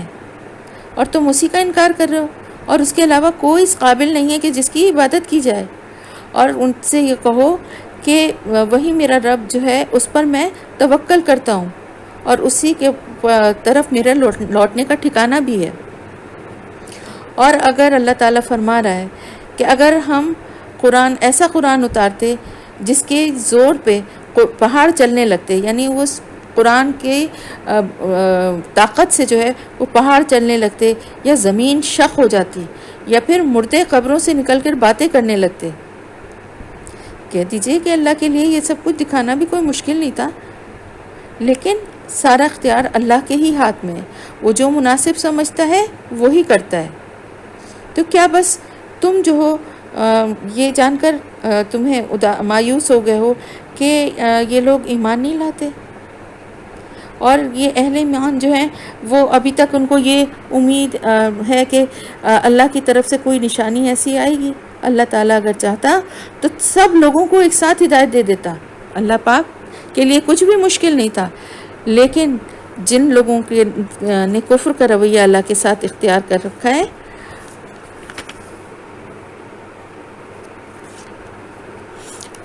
اللہ پاک تو یہ بات بار بار قرآن میں آ رہی ہے نا کہ اللہ تعالیٰ اگر چاہے تو سب کو ہدایت دے دے، سب کو سب ایمان لے آئیں. لیکن بات یہ ہے کہ پھر دنیا بنانے کا مقصد ختم ہو جاتا ہے. وہ جو کچھ دنیا میں کرتے رہتے ہیں نا، ان اعمال کی وجہ سے ان پر کوئی نہ کوئی آفت آتی رہتی ہے، یا ان کے گھروں پر کوئی ایسی اللہ کی طرف سے کوئی آفت یا کوئی مصیبت یا سزا ان کو مل جاتی ہے. بے شک اللہ تعالیٰ کا وعدہ جو ہے وہ اس کے خلاف اللہ نہیں کرتا اپنے وعدے کے، اور اس کا وعدہ پورا ہو کے رہتا ہے. اللہ کا وعدہ پورا ہو کے رہتا ہے. مختلف طرح سے ان کو سزائیں ملتی رہتی ہیں، وہ سمجھتے نہیں ہیں. اللہ تعالیٰ فرما رہا ہے کہ تم سے پہلے بھی بہت سے رسولوں کا مذاق اڑایا گیا. جو بھی رسول آتے تھے ان کا مذاق اڑایا جاتا تھا، ان کو جھٹلایا جاتا تھا. لیکن اللہ تعالیٰ فرما رہا ہے کہ میں نے ہمیشہ جن لوگوں نے کفر کیا ان کو املیتو، ان کو میں نے ایک ڈھیل دی، مہلت دی. لیکن پھر اس کے بعد کیا ہوا کہ جب وہ مدت ختم ہو جاتی تھی تو پھر میں نے ان کو پکڑ لیا، اور پھر دیکھو میری کیسا سخت عذاب، کیسی سخت ان کو سزا ملی. پھر کیا وہ جو ایک نفس کے جو کام وہ کرتا ہے اس پہ وہ نظر رکھتا ہے. وَجَعَلُوا لِلَّهِ شُرَكَاءَ، تو اس کے مقابلے میں یہ باتیں کی جا رہی ہیں، اور اس کے مقابلے میں لوگوں نے اس کے شریک بنائے. یعنی ایک وہ ذات ہے جو ایک انسان کے ایک عمل پہ جس کی نظر ہے، جو سب کچھ جانتا ہے، اور اس کے مقابلے میں ایسے شریک انہوں نے بنائے ہوئے ہیں، اور کہ جن کی حقیقت کچھ بھی نہیں ہے، جو کچھ بھی کر نہیں سکتے، دیکھ نہیں سکتے، بول نہیں سکتے. اے نبی ان سے کہیے کہ اگر واقعی یہ جن کو تم بنا رہے ہو اللہ کے ساتھ شریک، اگر واقعی یہ اس قابل ہیں تو ذرا ان کے نام لو کہ وہ کون ہیں. کیا تم اللہ کو اس بات کی خبر دے رہے ہو، ایک ایسی نئی بات کی جسے وہ اپنی زمین میں نہیں جانتا، یا تم پھر بس ایسے ہی جو کچھ بھی منہ میں آتا ہے وہ بول دیتے ہو.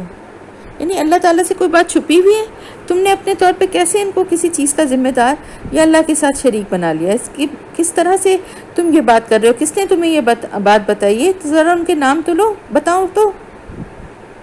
کیونکہ یہ تعلیم تو کسی پیغمبر نے نہیں دی نا، کہاں سے یہ بات انہوں نے بنا لی ہے؟ بلکہ اللہ تعالیٰ فرما رہا ہے جن لوگوں نے کفر کیا ان کے لیے اللہ تعالیٰ نے ان کے یہ مکر، ان کی یہ چالیں جو ہیں اللہ نے بڑی خوشنما بنا دی اور ان کو انہی میں الجھا دیا اور وہ اللہ کے راستے سے روک دیے گئے۔ وَمَن يُضْلِلِ اللَّهُ فَمَا لَهُ مِنْ هَادٍ، اور پھر جس کو اللہ تعالیٰ گمراہ کر دے تو پھر اس کو کوئی ہدایت کا راستہ دکھانے والا نہیں ہے۔ انہی کے لیے ہے عذاب دنیا کی زندگی میں بھی اور آخرت کی زندگی میں، اشق،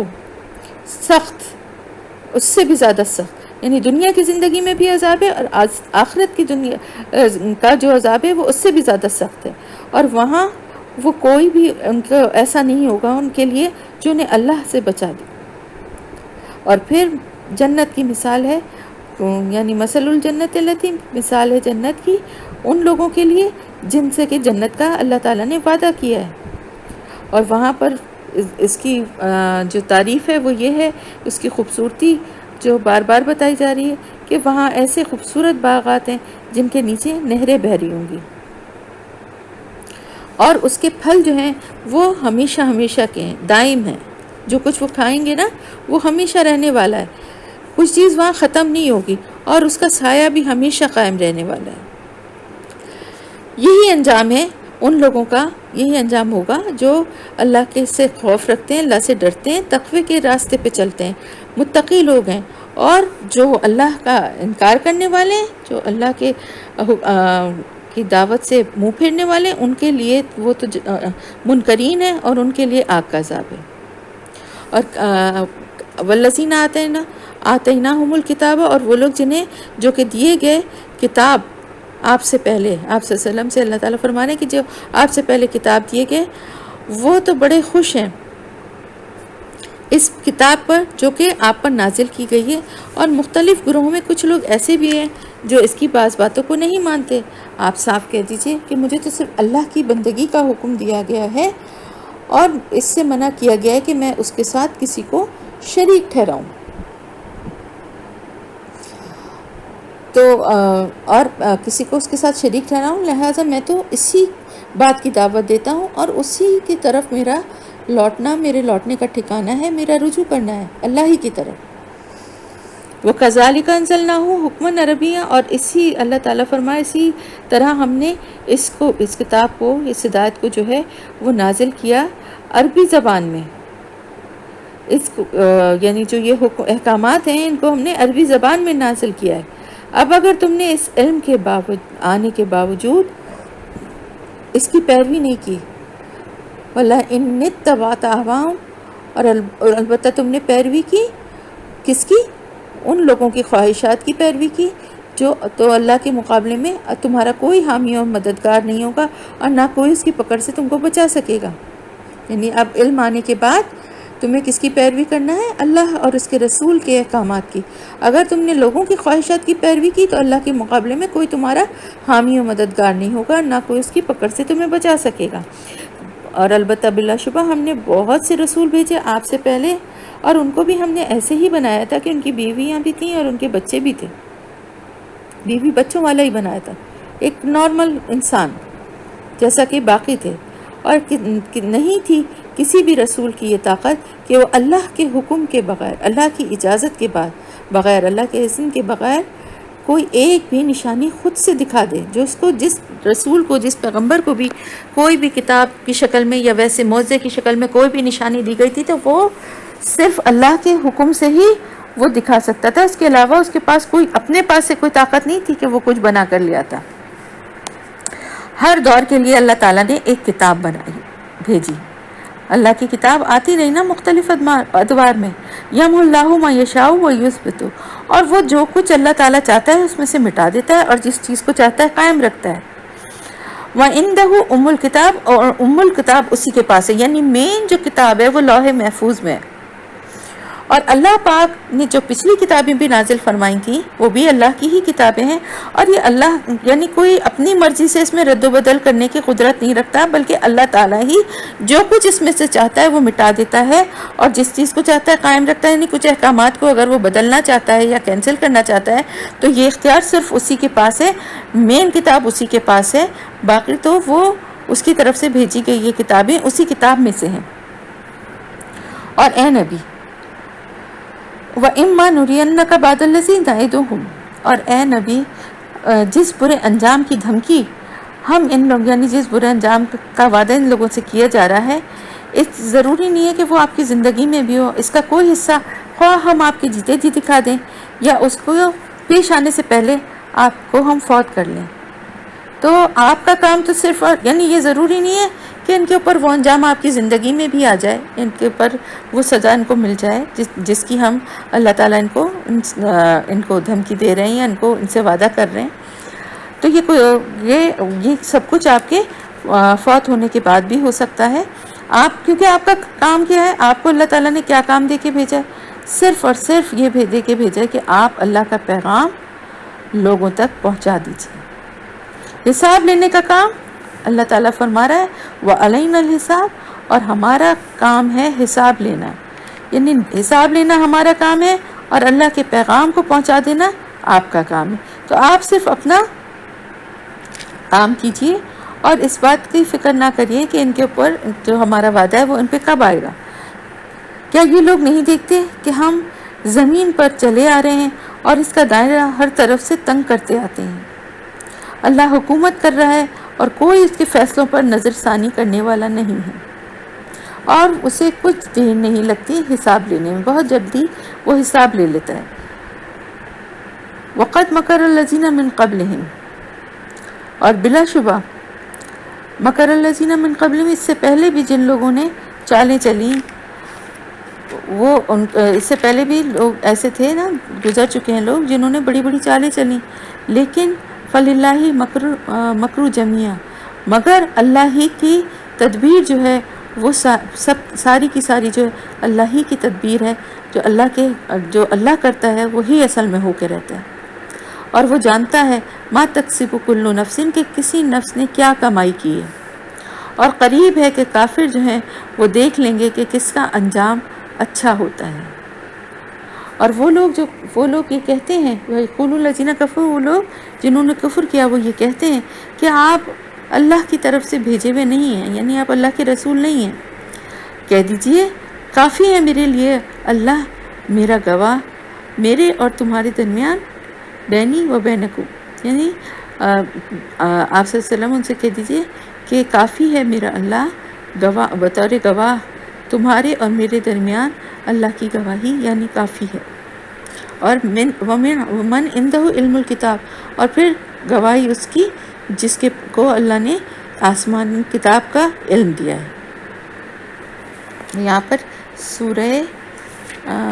رات ختم ہو کے سورہ ابراہیم شروع ہوئی۔ بسم اللہ الرحمن الرحیم، الف لام را، حروف مقطعات، کتاب انزلناہ الیک لتخرج الناس من الظلمات الی النور، یہ کتاب ہے جو کہ اللہ تعالیٰ فرما رہے ہیں جس کو ہم نے آپ کی طرف نازل کیا ہے، اور اس لیے نازل کیا ہے تاکہ آپ لوگوں کو نکال سکیں تاریکی سے نور کی طرف، روشنی کی طرف، بِإِذْنِ رَبِّهِمْ، اپنے رب کے حکم کے ساتھ، اِلیٰ صراط العزیز الحمید، آپ کا رب جو کہ بہت زبردست ہے اور قابل تعریف ہے، اصل تعریف کے لائق جس کی جو ذات ہے نا وہ ہمارے رب کی ذات ہے۔ تو اللہ تعالیٰ فرما رہا ہے کہ یہ کتاب جو ہے اس لیے آپ کی طرف بھیجی گئی ہے تاکہ لوگوں کو تاریکیوں سے نکال کر اللہ پاک روشنی میں لانا چاہتا ہے، نور میں لانا چاہتا ہے۔ اللہ تعالیٰ گمراہی کے راستے سے دین کے طرف، روشنی کی طرف لوگوں کو لانا چاہتا ہے، گناہ کے کاموں سے نیکی کے کاموں کی طرف لانا چاہتا ہے۔ اس لیے یہ کتاب ہے جس میں نصیحتیں کی گئی ہیں، اور اللہ تعالیٰ کو تو کوئی ضرورت نہیں ہے، یہ بھی اللہ کی رحمت ہی ہے نا، ورنہ وہ تو زبردست ہے اور بہت زیادہ قابل تعریف ہے،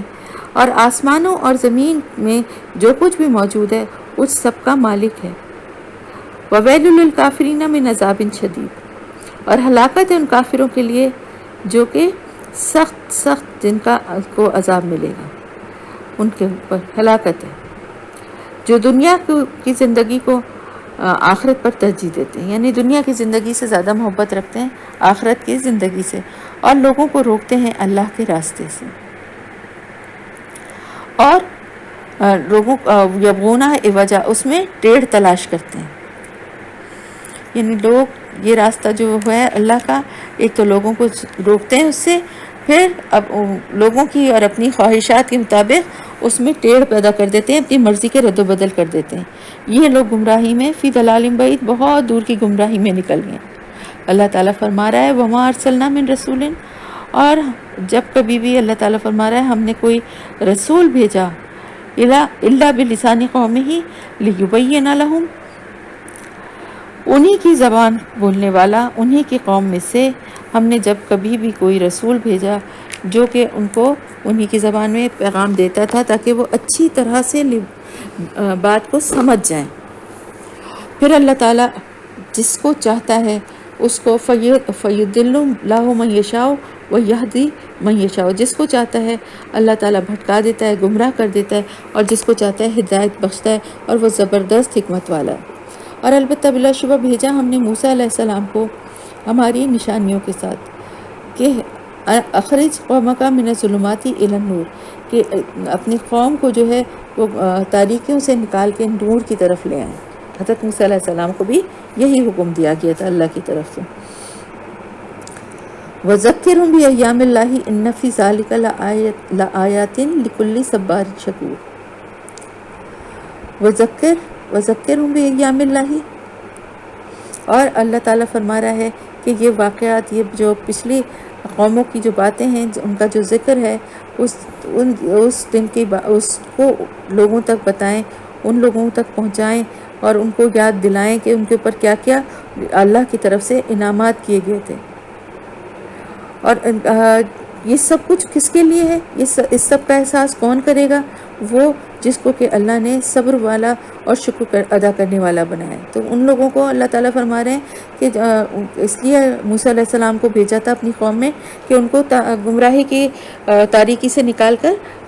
ایمان کی روشنی کی طرف لے آئیں، اور پھر ان کو یاد دلائیں کہ اللہ تعالیٰ نے پچھلے واقعات جو تھے کہ ان میں کتنی بڑی بڑی ان کے لیے نشانیاں ہیں، اس سے وہ جو صبر اور شکر کرنے والے ہیں وہ ان سے نصیحت حاصل کریں گے۔ پھر یاد دلا رہا اللہ پاک کہ جب موسیٰ علیہ السلام نے، یاد کرو کہ جب موسیٰ علیہ السلام نے اپنی قوم سے کہا کہ اللہ کے اس احسان کو یاد رکھو جو اس نے تم پر کیا، اور سب سے بڑا احسان یہ تھا کہ اس نے فرعون سے نجات دلائی، اور جو کہ سخت تکلیف دہ عذاب ان کو دے رہا تھا، اور ان کے لڑکوں کو قتل کر ڈالتے تھے اور تمہاری لڑکیوں کو زندہ بچا لیتے تھے۔ اس میں تمہارے رب کی طرف سے بڑی آزمائش تھی، بے شک۔ دیکھیں کتنی بڑی آزمائش تھی نا یہ، ایک تو اپنی اولادوں کو اپنے ہاتھوں سے کھو دینا، اور پھر یہ کہ لڑکوں کو قتل کرنا، صرف کھونا نہیں بلکہ آنکھوں کے سامنے۔ اور یاد رکھو تمہارے رب نے خبردار کر دیا تھا کہ اگر تم شکر گزار بنو گے تو میں تمہیں اور زیادہ دوں گا، اور اگر کفران نعمت کرو گے تو میری سزا بہت سخت ہوگی۔ اور موسیٰ علیہ السلام نے کہا اپنی قوم سے کہ اگر تم کفر کرو اور زمین سے کہ سارے رہنے والے لوگ وہ بھی کفر کریں تو اللہ تعالیٰ بے نیاز ہے اور اپنی ذات میں محدود ہے، یعنی قابل تعریف ہے۔ اللہ تعالیٰ فرما رہا ہے کہ شکر گزاری جو ہے نا وہ بہت بڑی نعمت ہے اللہ کی۔ پھر اللہ تعالیٰ فرما رہا ہے کیا ان قوموں کے حالات تم تک نہیں پہنچے؟ الم یاتکم نبأ الذین، ان کی خبریں تم تک نہیں پہنچی جو تم سے پہلے گزر چکی ہیں، قوم نوح، عاد اور سمود، یہ سب قومیں جو ہیں، اور اس کے بعد آنے والی بھی بہت سی قومیں جن کا شمار، جن کی تعداد جو ہے اللہ ہی کو معلوم ہے۔ ان کے رسول نے جب ان کو اللہ کا صاف صاف پیغام، صاف صاف باتیں آ کر بتائیں، اور وہ کھلی کھلی نشانیاں لیے ہوئے آئے تھے، تو کیا ہوا؟ وہ کون سا مان گئی؟ تو اللہ تعالیٰ نے بار بار نوح، عاد، سمود، ان قوموں کی، لوط، ان قوموں کی مثالیں اللہ پاک کیوں دے رہے ہیں کہ ان سے سبق حاصل کرو، کہ انہوں نے بھی جھٹلایا تھا اللہ کو، اللہ کے رسول جب ان کے پاس آئے تھے اللہ کا پیغام لے کے، تو انہوں نے بھی ان کو جھٹلایا تھا، ان کی جو وہ صاف صاف باتیں اور کھلی کھلی نشانیاں جو وہ بتا رہے تھے، تو انہوں نے کیا کیا، انہوں نے ان کی بات پہ کان نہ دھرے، ان کی باتیں نہ سنی، اور کہا کہ جس پیغام کے ساتھ تم بھیجے گئے ہو ہم تو اس کو نہیں مانیں گے، ہم تو ایمان نہیں لائیں گے، اور جس چیز کی تم ہمیں دعوت دیتے ہو، یعنی جس چیز کی طرف تم ہمیں بلاتے ہو، ہم تو اس میں سخت شک میں پڑے ہوئے ہیں کہ یہ صحیح ہے بھی کہ نہیں۔ پھر ان کے رسولوں نے کہا ان سے، کیا اللہ کے بارے میں شک کرتے ہو تم جو آسمانوں اور زمین کا خالق ہے؟ یعنی میری بات پہ کیوں شک و شبہ کرتے ہو؟ تمہیں اللہ کی ذات کے بارے میں تمہیں نہیں یقین کہ وہ کوئی ایک اللہ ہے جس نے یہ سارا دنیا کا نظام اور یہ آسمان اور زمین جس نے قائم کیے ہیں؟ وہ تمہیں اس لیے بلا رہا ہے تاکہ تمہارے گناہوں کو معاف کر دے، یعنی جو کچھ ابھی تک تم نے گناہ کی زندگی گزاری ہے یا اللہ کے ہدایت سے تم دور تھے، تو اللہ پاک نے یہ موقع تمہیں اس لیے فراہم کیا ہے تاکہ وہ تمہارے گناہوں کو تم سے معاف فرما دے اور تمہیں ایک مقررہ مدت تک مہلت دے دے کہ تم اور مزید نیک اور اچھے عمل کر سکو۔ تو یہ سب جب ہی ممکن ہے نا جب ایمان لے آئیں گے۔ تو انہوں نے کیا کہا کہ ہم تو تمہیں دیکھتے ہیں کہ تم ہمارے جیسے ہی ایک انسان ہو، قالو، انہوں نے کہا تم تو ہم جیسے ہی ایک انسان ہو، اور تم ہمیں ان ہستیوں کی عبادت سے تم روکنا چاہتے ہو جن کی عبادت ہمارے باپ دادا کرتے رہے۔ تو تمہارے پاس کوئی دلیل ہے اس کے لیے؟ کوئی کھلی ہوئی کوئی واضح کوئی دلیل اگر ہو تو وہ لے آؤ۔ تو ان کے رسولوں نے ان سے کہا کہ ہم تو ٹھیک ہے، یہ بات صحیح ہے کہ ہم تمہاری طرح کے انسانی ہیں، اللہ نے ہمیں تم میں سے ہی ہم ہیں جس کو اللہ تعالیٰ اپنے بندوں میں سے جس کو چاہتا ہے اس کو وہ نوازتا ہے، اس پہ وہ احسان کرتا ہے جس پہ وہ چاہے اپنے بندوں میں سے۔ تو اس میں کوئی شک کی بات نہیں ہے کہ رسول جو تھے وہ انسانی تھے، اور وہ خود بھی یہی کہہ رہے ہیں کہ ہر رسولوں نے یہی کہا کہ ہم تمہاری طرح ہی انسان ہیں، اور اللہ تعالیٰ نے ہم پر فضل کیا کہ اس نے یہ ہمیں اس قابل سمجھا۔ اور جہاں تک کہ بات ہے کوئی دلیل اور کوئی سند لانے کی، تو یہ ہمارے اختیار میں نہیں ہے کہ ہم اللہ کے اذن کے بغیر کوئی ایسی دلیل یا کوئی ایسی نشانی تمہیں لا کے دیں۔ اس سے بڑی نشانی کیا ہوگی جو اللہ تعالیٰ نے تم پر نازل کی ہے۔ اب وہ جو چاہے گا وہی کرے گا، اور اللہ پر ہی توکل کرنا چاہیے مومنین کو۔ تو اللہ تعالیٰ کو توکل کرنا چاہیے مومنین کو، اس کا مطلب یہی ہے کہ تمام معاملات جو ہیں ان میں اللہ کی طرف ہی رجوع کرے، اللہ سے ہی دعا کرے، اللہ سے ہی مانگے، اور کسی نقصان یا کسی تکلیف میں بھی اللہ کی طرف ہی پھر رجوع کرے اور اس سے ہی امید لگا کے بیٹھے، اور کسی طرف دائیں بائیں نہ دیکھے۔ وہ کہہ رہے ہیں فَعَلَى اللَّهِ فَلْيَتَوَكَّلِ الْمُؤْمِنِينَ، اور اللہ پہ ہی تمام مومنین کو جو ہے وہ توکل کرنا چاہیے۔ اور ساتھ میں یہ بھی وَمَا لَنَا أَلَّا نَتَوَكَّلَ عَلَى اللَّهِ، اور ہاں کیا ہو گیا ہمیں کہ ہم اللہ پہ توکل نہ کریں؟ کیوں نہ کریں ہم اللہ پہ توکل، جبکہ اللہ تعالیٰ نے ہمیں سیدھے راستے کی طرف، ایک ایسے راستے کی طرف ہمیں ہدایت دی ہے جو کہ اللہ کی طرف جانے والا ہے۔ اور اگر ہم اللہ پہ بھروسہ کریں گے، صبر کریں گے، اللہ پاک ہمیں جو اللہ کی طرف سے آزمائشیں ہیں جو تم ہمیں اذیتیں دے رہے ہو تو اس پر ہم صبر کریں گے اور اللہ پہ ہی بھروسہ کریں گے، توکل کریں گے، تو اللہ کی طرف ہی توکل کرنا چاہیے ہر اہل ایمان کو۔ تو وہ بتانے کا مقصد یہ ہے کہ ایک تو یہ کہ اللہ کے اذن کے بغیر ظاہر ہے کسی کو کوئی ہدایت نہیں مل سکتی، لیکن وہ لوگ جو ہدایت یافتہ ہوں ان کو کیا کہنا چاہیے کہ زندگی کے ہر معاملے میں ہمیں اللہ پر ہی توکل کرنا ہے، اور ساتھ ہی ساتھ جو اذیتیں لوگ دے رہے ہیں ان پر بھی صبر کرنا ہے، کیونکہ صبر کرنے والوں کا بھروسہ اللہ ہی پر ہوتا ہے۔ پھر اس کے بعد کیا ہوا؟ ان کفر کرنے والوں نے کیا کہا؟ وقال الذین کفروا لرسولہم لنخرجنکم من ارضنا او لتعودن فی ملتنا۔ پھر کہا ان لوگوں نے جنہوں نے انکار کیا تھا، اپنے رسولوں سے کہہ دیا کہ یا تو تم ہماری دین پر واپس آ جاؤ، یا پھر تمہیں اپنے ملک سے نکال دیں گے، یہاں نہیں رہنے دیں گے۔ اگر تم اللہ کی بات کرو گے تو ہم تمہیں یہاں نہیں رہنے دیں گے، اب یہاں رہنا چاہتے ہو تو ہمارے دین پر واپس آنا ہوگا۔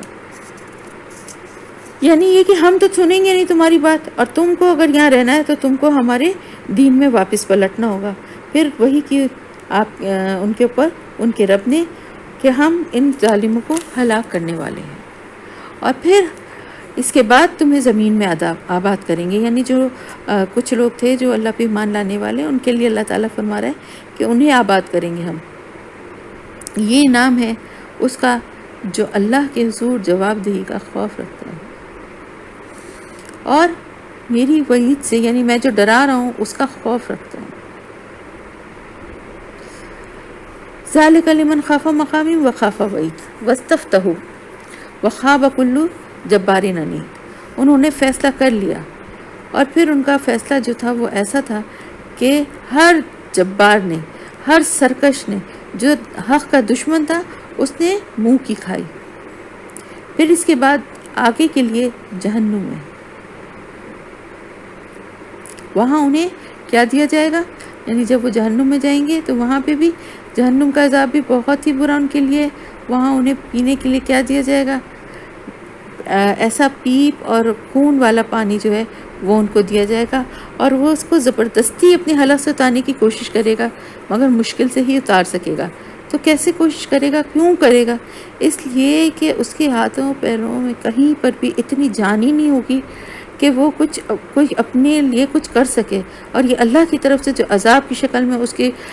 حلق میں یہ ڈالا جا رہا ہوگا، اس سے خود کو بچا سکے۔ اس کو پیاس کی بھی شدت ہوگی، لیکن وہ پھر بھی اس سے بچنا بھی چاہ رہا ہوگا، لیکن یہ زبردستی اس کی حلق میں ڈالا جائے گا، اور ہر طرف سے موت اس پر چھائی رہے گی، لیکن اسے موت آئے گی نہیں اس دن۔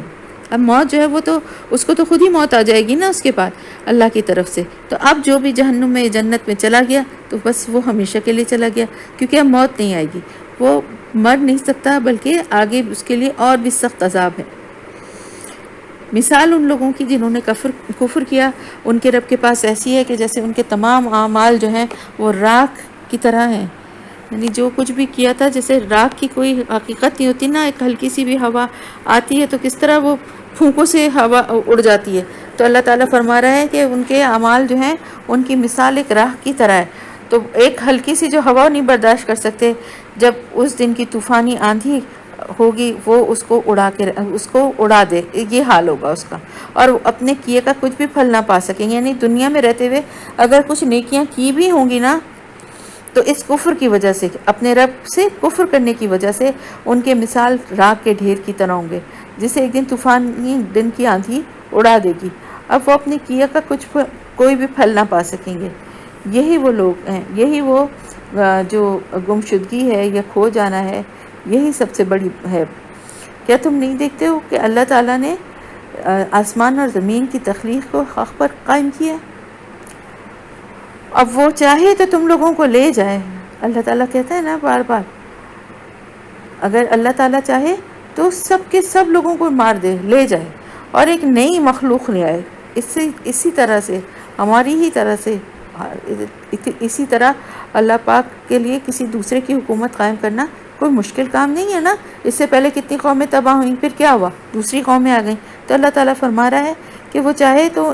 جیسے ان کے ساتھ کیا تھا ویسے ہی ان کے ساتھ بھی کر دے، اور ایسا کرنا اس پہ کچھ بھی مشکل نہیں ہے۔ اور جب یہ سارے کے سارے لوگ اللہ کے سامنے جب ظاہر ہو جائیں گے، ظاہر ہو جائیں گے اللہ کے سامنے، تو پھر وہ ان لوگوں کے سے جو دنیا میں کمزور تھے، ان لوگوں سے، وہ جو بڑے بنے ہوئے تھے، وہ کہیں گے، یعنی جب سب لوگ اللہ کے سامنے بے نقاب ہو گئے، پھر جو دنیا میں کمزور لوگ تھے وہ بھی ہوں گے، اور جو بڑے بنے ہوئے تھے تکبر کرتے رہتے وہ بھی ہوں گے۔ پھر وہ کہیں گے، سورہ مریم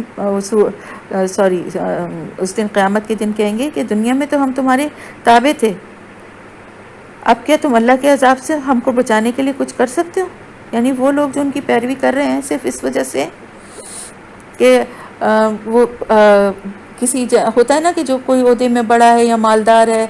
تو اس کے پیچھے پیچھے پیروی کرنے والے لوگ شامل ہو جاتے ہیں۔ تو اب دنیا میں تو وہ کمزور تھے اور ان لوگوں کی جو ان سے بڑے بنے ہوئے تھے ان کی پیروی کر رہے تھے۔ اب وہاں قیامت میں وہ کہیں گے کہ دنیا میں تو ہم نے تمہارا ساتھ دیا، تمہاری پیروی کی، اب یہاں تم اللہ کے عذاب سے ہم کو بچا لو گے؟ وہ جواب میں کہیں گے کہ اللہ نے اگر ہمیں نجات کی کوئی راہ دکھائی ہوتی تو ہم ضرور تمہیں دکھا دیتے۔ اب تو یہ بات برابر ہے، سواؤن علینا اجازنا ام صبرنا ما لنا من محیص۔ تو اللہ تعالیٰ فرما رہا ہے کہ وہ کہیں گے کہ جواب میں کہیں گے کہ اگر اللہ نے ہمیں کوئی نجات کی راہ دکھائی ہوتی تو ہم تمہیں بھی دکھا دیتے، یعنی ہم تو خود ہمارا ہی انجام اتنا برا ہے، تمہیں کیا ہم راہ دکھائیں گے۔ تو اللہ تعالیٰ فرما رہا ہے اس دن چاہے وہ ہم سے جزا پہ جو بھی ان کو دیا گیا ہے اس پہ کوئی بات کریں یا صبر کریں، بہرحال اللہ تعالیٰ سے ہم سے بچنے کی کوئی صورت نہیں ہے۔ وقال الشیطان، اور کہا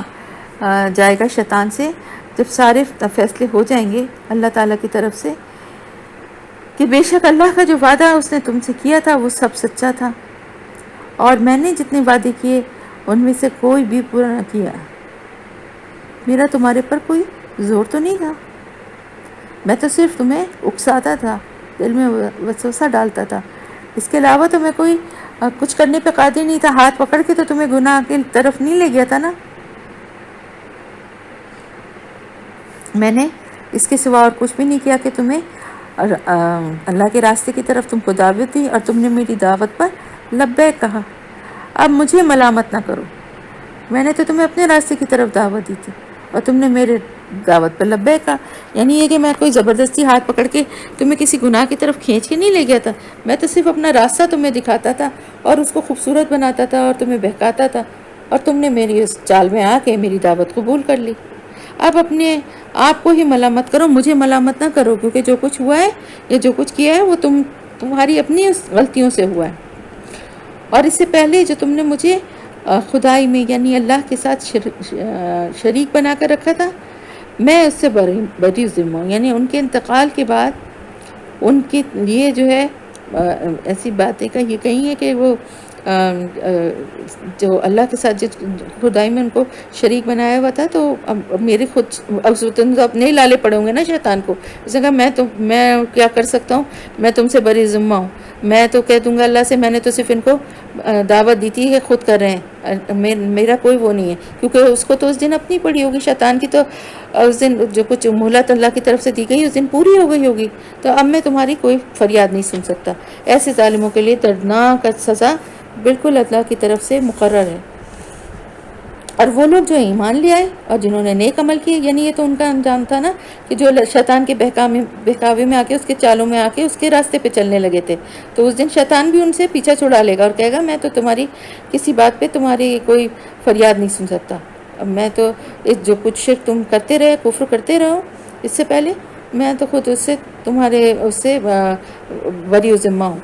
تو ان کو دردناک عذاب مل جائے گا۔ اور اب وہ لوگ جو ایمان لائے تھے اور نیک عمل کرتے رہتے، ان کو ان جنات میں، ان باغات میں رکھا جائے گا جن کے نیچے نہریں بہتی ہیں، اور وہ اس میں ہمیشہ ہمیشہ رہیں گے اپنے رب کی اذن سے، یعنی وہاں پہ جنت میں جانا اور وہاں رہنا اپنے رب کے اذن سے ہی ہوگا، اور وہاں پر وہ ان کا استقبال کیا جائے گا ان کی سلامتی کی دعاؤں کے ساتھ، خیر خواہی کی دعاؤں کے ساتھ۔ کیا نہیں یہ بات دیکھتے لوگ کہ کس طرح سے اللہ تعالیٰ جو ہے کلمہ طیبہ جو ہے اس کو کس چیز سے مثال دے رہا ہے، کیا نہیں دیکھ رہے یہ کیسے مثال دے رہا ہے اللہ کلمہ طیبہ کو، ایک شجرۃ طیبہ، ایک پاک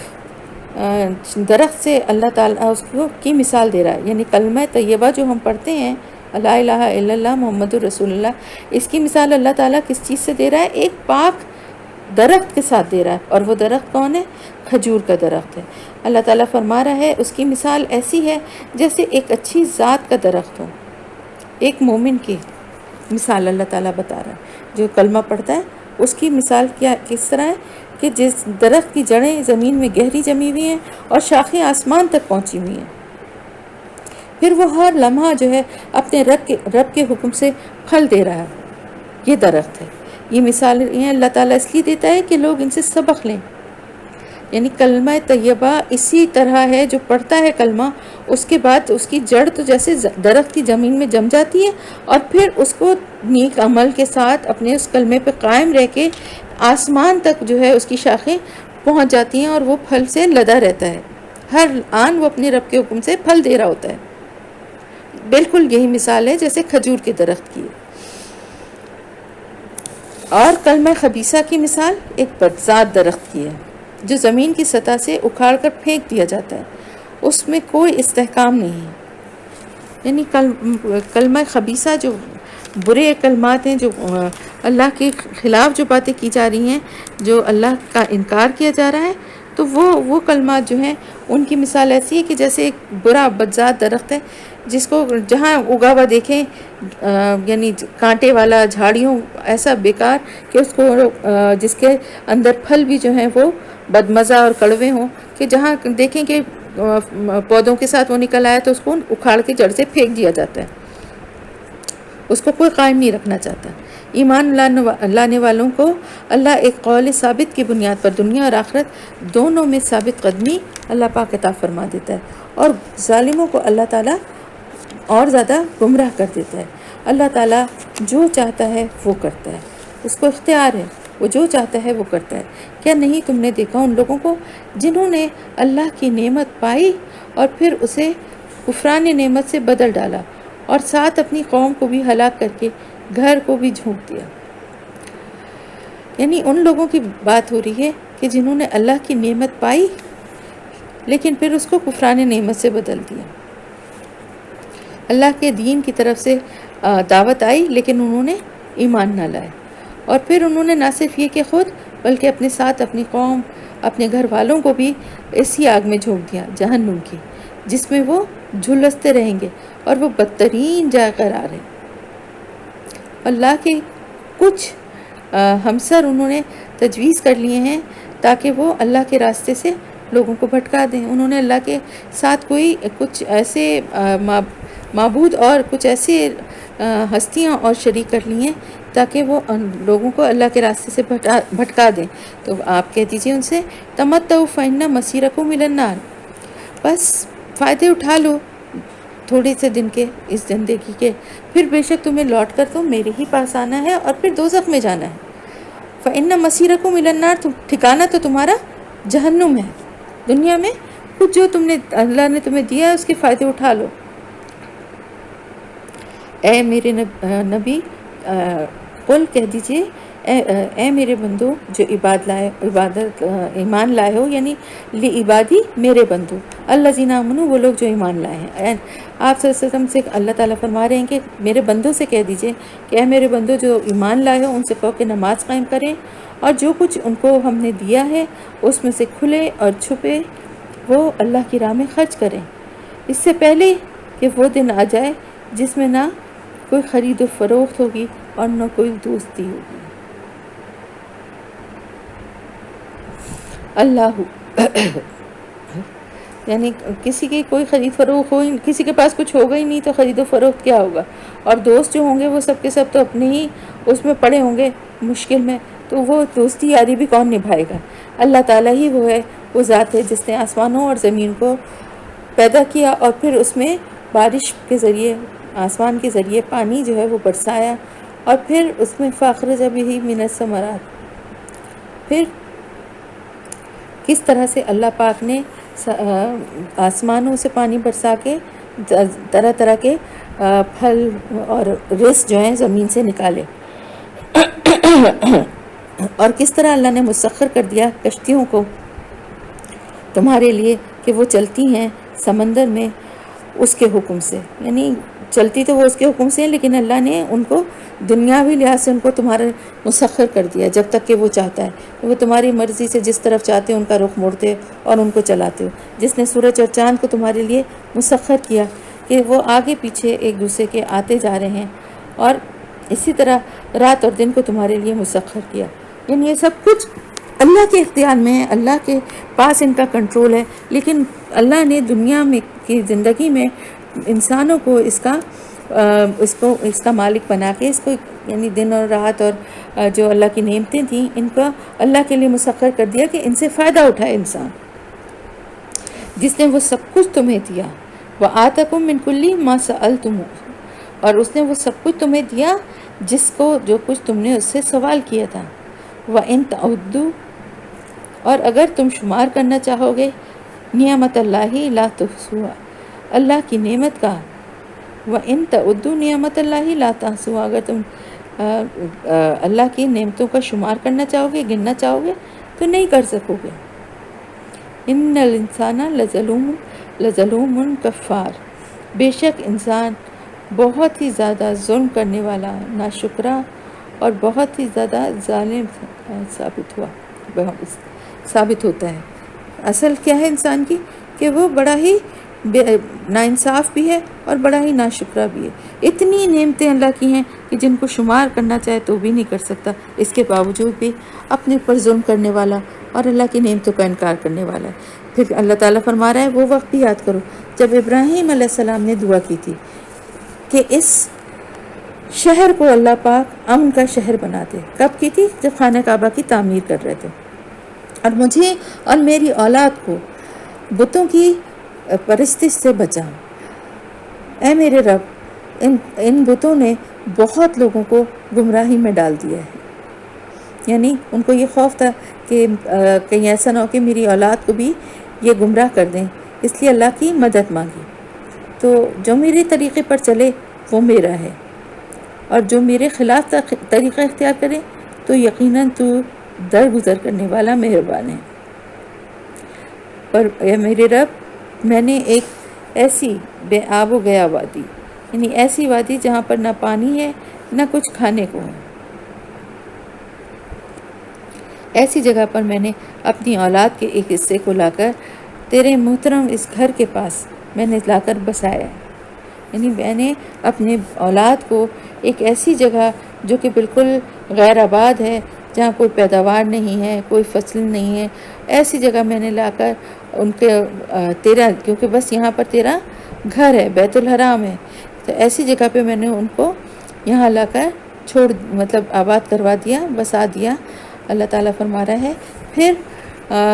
یہ تیرے حکم سے ہی کیا ہے نا کہ میں نے ان کو یہاں پہ بسایا، تو اب میری اولاد ہو سکتا ہے کہ وہ ان کو بھی گمراہ کرنے کی کوشش کرے شیطان، تو اس میں سے جو میرے طریقے پر چلے گا وہ میرا ہے، اور جو میرے طریقے کے خلاف اختیار کرے گا تو بے شک تو درگزر کرنے والا اور مہربان ہے۔ اور اے میرے رب، میں نے اس ایسی وادی میں جہاں پہ کچھ نہ کھانے پینے کا کوئی سامان ہے، نہ کوئی اور رونق ہے، یہاں پر اس لیے اولاد کے ایک حصے کو تیرے احترام والے گھر کے پاس لا کر بسایا ہے کہ یہ اس وجہ سے ہے کہ یہاں پر لوگ نماز قائم کریں، لہٰذا تو لوگوں کے دلوں میں اس کا شوق پیدا کر دے اور ان کو کھانے کے لیے پھل دے تاکہ وہ شکر گزار بنے۔ یعنی یہاں پر تیرا گھر ہے تو یہاں پر جو لوگ آئیں، اللہ پاک ان کے دل میں ایسا شوق پیدا کر دے، اپنے گھر کی ایسی محبت پیدا کر دے کہ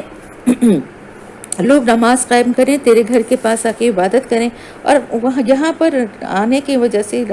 لوگوں کو جو کھانے پینے کی ضرورت ہوگی تو ان کے لیے ان کو پھل دے تاکہ یہ تیرے شکر گزار بنے، اللہ کا شکر ادا کریں کھا پی کے۔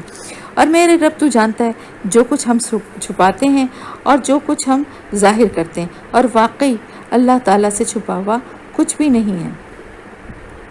نہ زمین میں اور نہ آسمان میں۔ الحمدللہ الذی، شکر ہے اس اللہ کا جس نے مجھے اس بڑھاپے میں اسماعیل اور اسحاق جیسے بیٹے دیے۔ یعنی بہت اولڈ ایج میں اولاد ہوئی تھی نا، بہت ایج ہو گئی تھی ان کی، تو اس لیے وہ اللہ کا شکر ادا کر رہے ہیں کہ اس عمر میں تو میں سوچ بھی نہیں سکتا تھا، لیکن میرا رب جو ہے نا ناممکن کو ممکن بناتا ہے، تو اللہ کا شکر ادا کیا کہ میرے پروردگار یا میرے رب، تو نے مجھے میری دعاؤں کو سن لیا، اور یہ حقیقت ہے کہ میرا رب ضرور دعا کو سنتا ہے، اور اس نے مجھے اس بڑھاپے میں اسماعیل اور اسحاق جیسے بیٹے دیے۔ اے میرے رب، مجھے نماز قائم کرنے والا بنا، اور میری اولاد سے بھی ایسے لوگ اٹھا جو یہ کام کریں۔ یہ دعا کس نے کی؟ بتائیں یہ دعا کس نے کی؟ کوئی ایک جواب دے مجھے، آپ لوگوں کو سمجھ میں آ رہا ہے نا یہ کس نے؟ ہاں، اپنے بیٹے کے ساتھ، حضرت اسماعیل علیہ السلام کے ساتھ، جب اللہ کے گھر کی تعمیر کر رہے تھے تو اس وقت انہوں نے کہا کہ میری اولاد سے بھی ایسے لوگوں کو اٹھا جو یہ کام کریں، یعنی اس سلسلے کو آگے جاری رکھیں، تیری ہی عبادت کرنے والے ہوں، میری اس دعا کو قبول فرما اور مجھے اور میرے والدین کو اور سب ایمان لانے والوں کو اس دن معاف کر دیجیے گا جس دن کے حساب لیا جائے گا۔ یہ دعا جو ہے ہم نماز میں بھی پڑھتے ہیں نا، رب جلی مقیم الصلاۃ ومن ذریتی ربنا وتقبل دعا، ربنا اغفر لی ولوالدی وللمؤمنین یوم یقوم الحساب۔ یہ بہت مکمل اور جامع دعا ہے، اس کو ضرور پڑھا کریں، کیونکہ یہ حضرت ابراہیم علیہ السلام نے نہ صرف یہ کہ اپنے لیے بلکہ اپنے والدین کے لیے اور بلکہ تمام اپنی اولاد اور تمام ایمان لانے والوں کے لیے یہ دعا کی تھی کہ ان سب کو اس دن معاف کر دیجیے گا جب حساب لیا جائے گا۔ تو اب یہ ظالم لوگ جو کچھ بھی کر رہے ہیں اللہ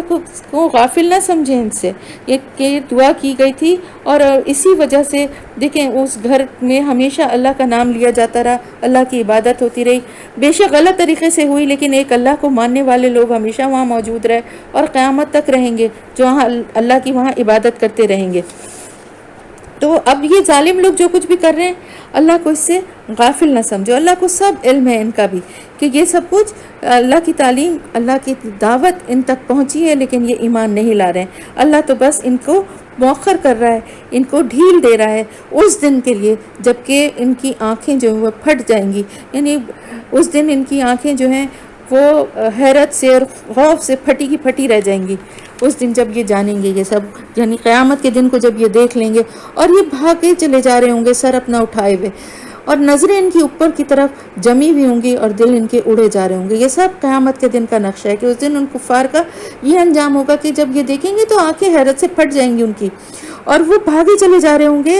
ان کو کچھ سمجھ میں نہیں آ رہا ہوگا کہ ہم کہاں بھاگ رہے ہیں اور نظریں ان کی اوپر ہوں گی کہ یہ کہاں کس طرح سے زمین اور آسمان کا کیا حال ہوا جا رہا ہے اور دل ان کے قابو میں نہیں ہوں گے۔ اے نبی صلی اللہ علیہ وسلم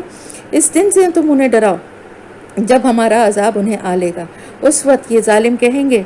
ابھی تو اس بات پہ جو ہے ضد میں اڑے ہوئے ہیں نا، لیکن اس دن یہ کہیں گے اپنے رب سے کہ اے ہمارے رب ہمیں تھوڑی سی مہلت دے دیجئے، ہم آپ کی دعوت کو مان بھی لیں گے اور آپ کے رسولوں کی پیروی بھی کریں گے۔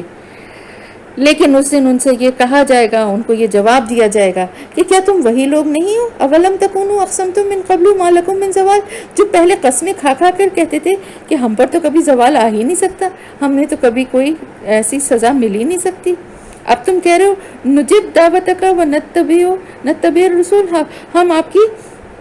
دعوت کو بھی مانیں گے اور اس پر لبیک کہیں گے اور آپ کے رسولوں کی بھی پیروی کریں گے۔ اس سے پہلے تو تم ڈھٹائی پہ اڑے ہوئے تھے، اب آنکھوں سے عذاب دیکھ لیا تو تم یہ کہہ رہے ہو، حالانکہ تم دیکھ چکے تھے ان بستیوں کو، ان قوموں کی بستیوں میں کچھ تو قومیں ایسی تھیں جو ان بستیوں کے آس پاس رہ چکی تھیں اور تم گزر بھی چکے تھے، دیکھ چکے تھے جن لوگوں نے اپنے اوپر ظلم کیا تھا ان کا کیا انجام ہوا تھا اللہ کی طرف سے۔ اور اللہ تعالیٰ فرما رہا ہے کہ ہم بار بار ان کی مثالیں دے کر بھی تمہیں سمجھا چکے تھے کہ انہوں نے کس طرح سے اپنی ساری چالیں چلنا چاہیں، مگر ان کی ہر چال کا توڑ اللہ کے پاس تھا اور اللہ کی تدبیر جو تھی وہ کتنی زبردست تھی ان کے اوپر کہ ان کے اوپر سے پہاڑ ان کے اوپر سے ٹل جائیں۔ تو اے نبی صلی اللہ علیہ وسلم آپ ہرگز یہ گمان نہ کریں کہ اللہ تعالیٰ کبھی اپنے رسولوں سے کیے ہوئے وعدوں کے خلاف کرے گا، اللہ تعالیٰ زبردست ہے اور انتقام لینے والا ہے۔ تو انہیں اس دن سے ڈراؤ کہ جب زمین اور آسمان بدل کر بالکل کچھ اور ہی ہو جائیں گے، یعنی قیامت کا دن ہوگا، زمین اور آسمان کی حالت کچھ اور ہی ہو جائے گی اور وہ سب کے سب اللہ تعالیٰ کے سامنے حاضر ہوں گے، سب کچھ ان کے سامنے بے نقاب ہو جائے گا اور وہ حاضر ہو جائیں گے اللہ کے سامنے جو کہ واحد ہے اور قہار ہے۔ اس دن اللہ پاک ان کے لیے قہار ہوگا اور اس روز تم سب مجرموں کو وتر المجرمین، اور تم دیکھو کہ ان مجرمین کو کہ وہ اس دن کیا پہنے ہوئے ہوں گے، مقرنین فی الاسفاد، تارکول جو تپتا ہے اور آگ سے اور دہکتا ہے اس کے لباس پہنے ہوئے ہوں گے اور آگ کی شعلے ان کے چہروں پر چھا رہے ہوں گے، تخشا وجوہہم النار، آگ ان کے چہروں پر چھا رہی ہوگی اور یہ اس لیے ہوگا لیجزی اللہ کل نفس ما کسبت ان اللہ سریع الحساب، اور یہ سب اسی لیے ہوگا کہ اللہ تعالیٰ ہر نفس کو اس کے کیے کا بدلہ دے گا، اس دن اس کے کیے کا بدلہ اس دن اس کو ملے گا اور اللہ تعالیٰ حساب لینے میں دیر نہیں کرے گا۔ ھذا بلاغ للناس، اور یہ ایک پیغام بھیجا گیا ہے سب انسانوں کے لیے، تاکہ ان کو خبردار کر دیا جائے اس کے ذریعے سے، اور تاکہ وہ جان لیں کہ بے شک ہوا الہ واحد، وہی ایک الہ ہے جو کہ ایک ہے، حقیقت میں ایک ہی الہ ہے، اور اسی کی طرف جو ہے عقل رکھنے والے جو ہیں وہ نصیحت حاصل کریں۔ تو یہ صورت ختم ہوئی اور سورہ ہجر شروع ہوتی ہے، صرف ایک اس کی آیت ہے۔ بسم اللہ الرحمن الرحیم، الف لام را، حروف مقطعات ہیں، تلک آیات الکتابی و قرآن مبین، یہ آیات ہیں کتاب کی اور کتاب الہی کی اور قرآن مبین کی۔ تو یہ ختم ہو گیا الحمدللہ۔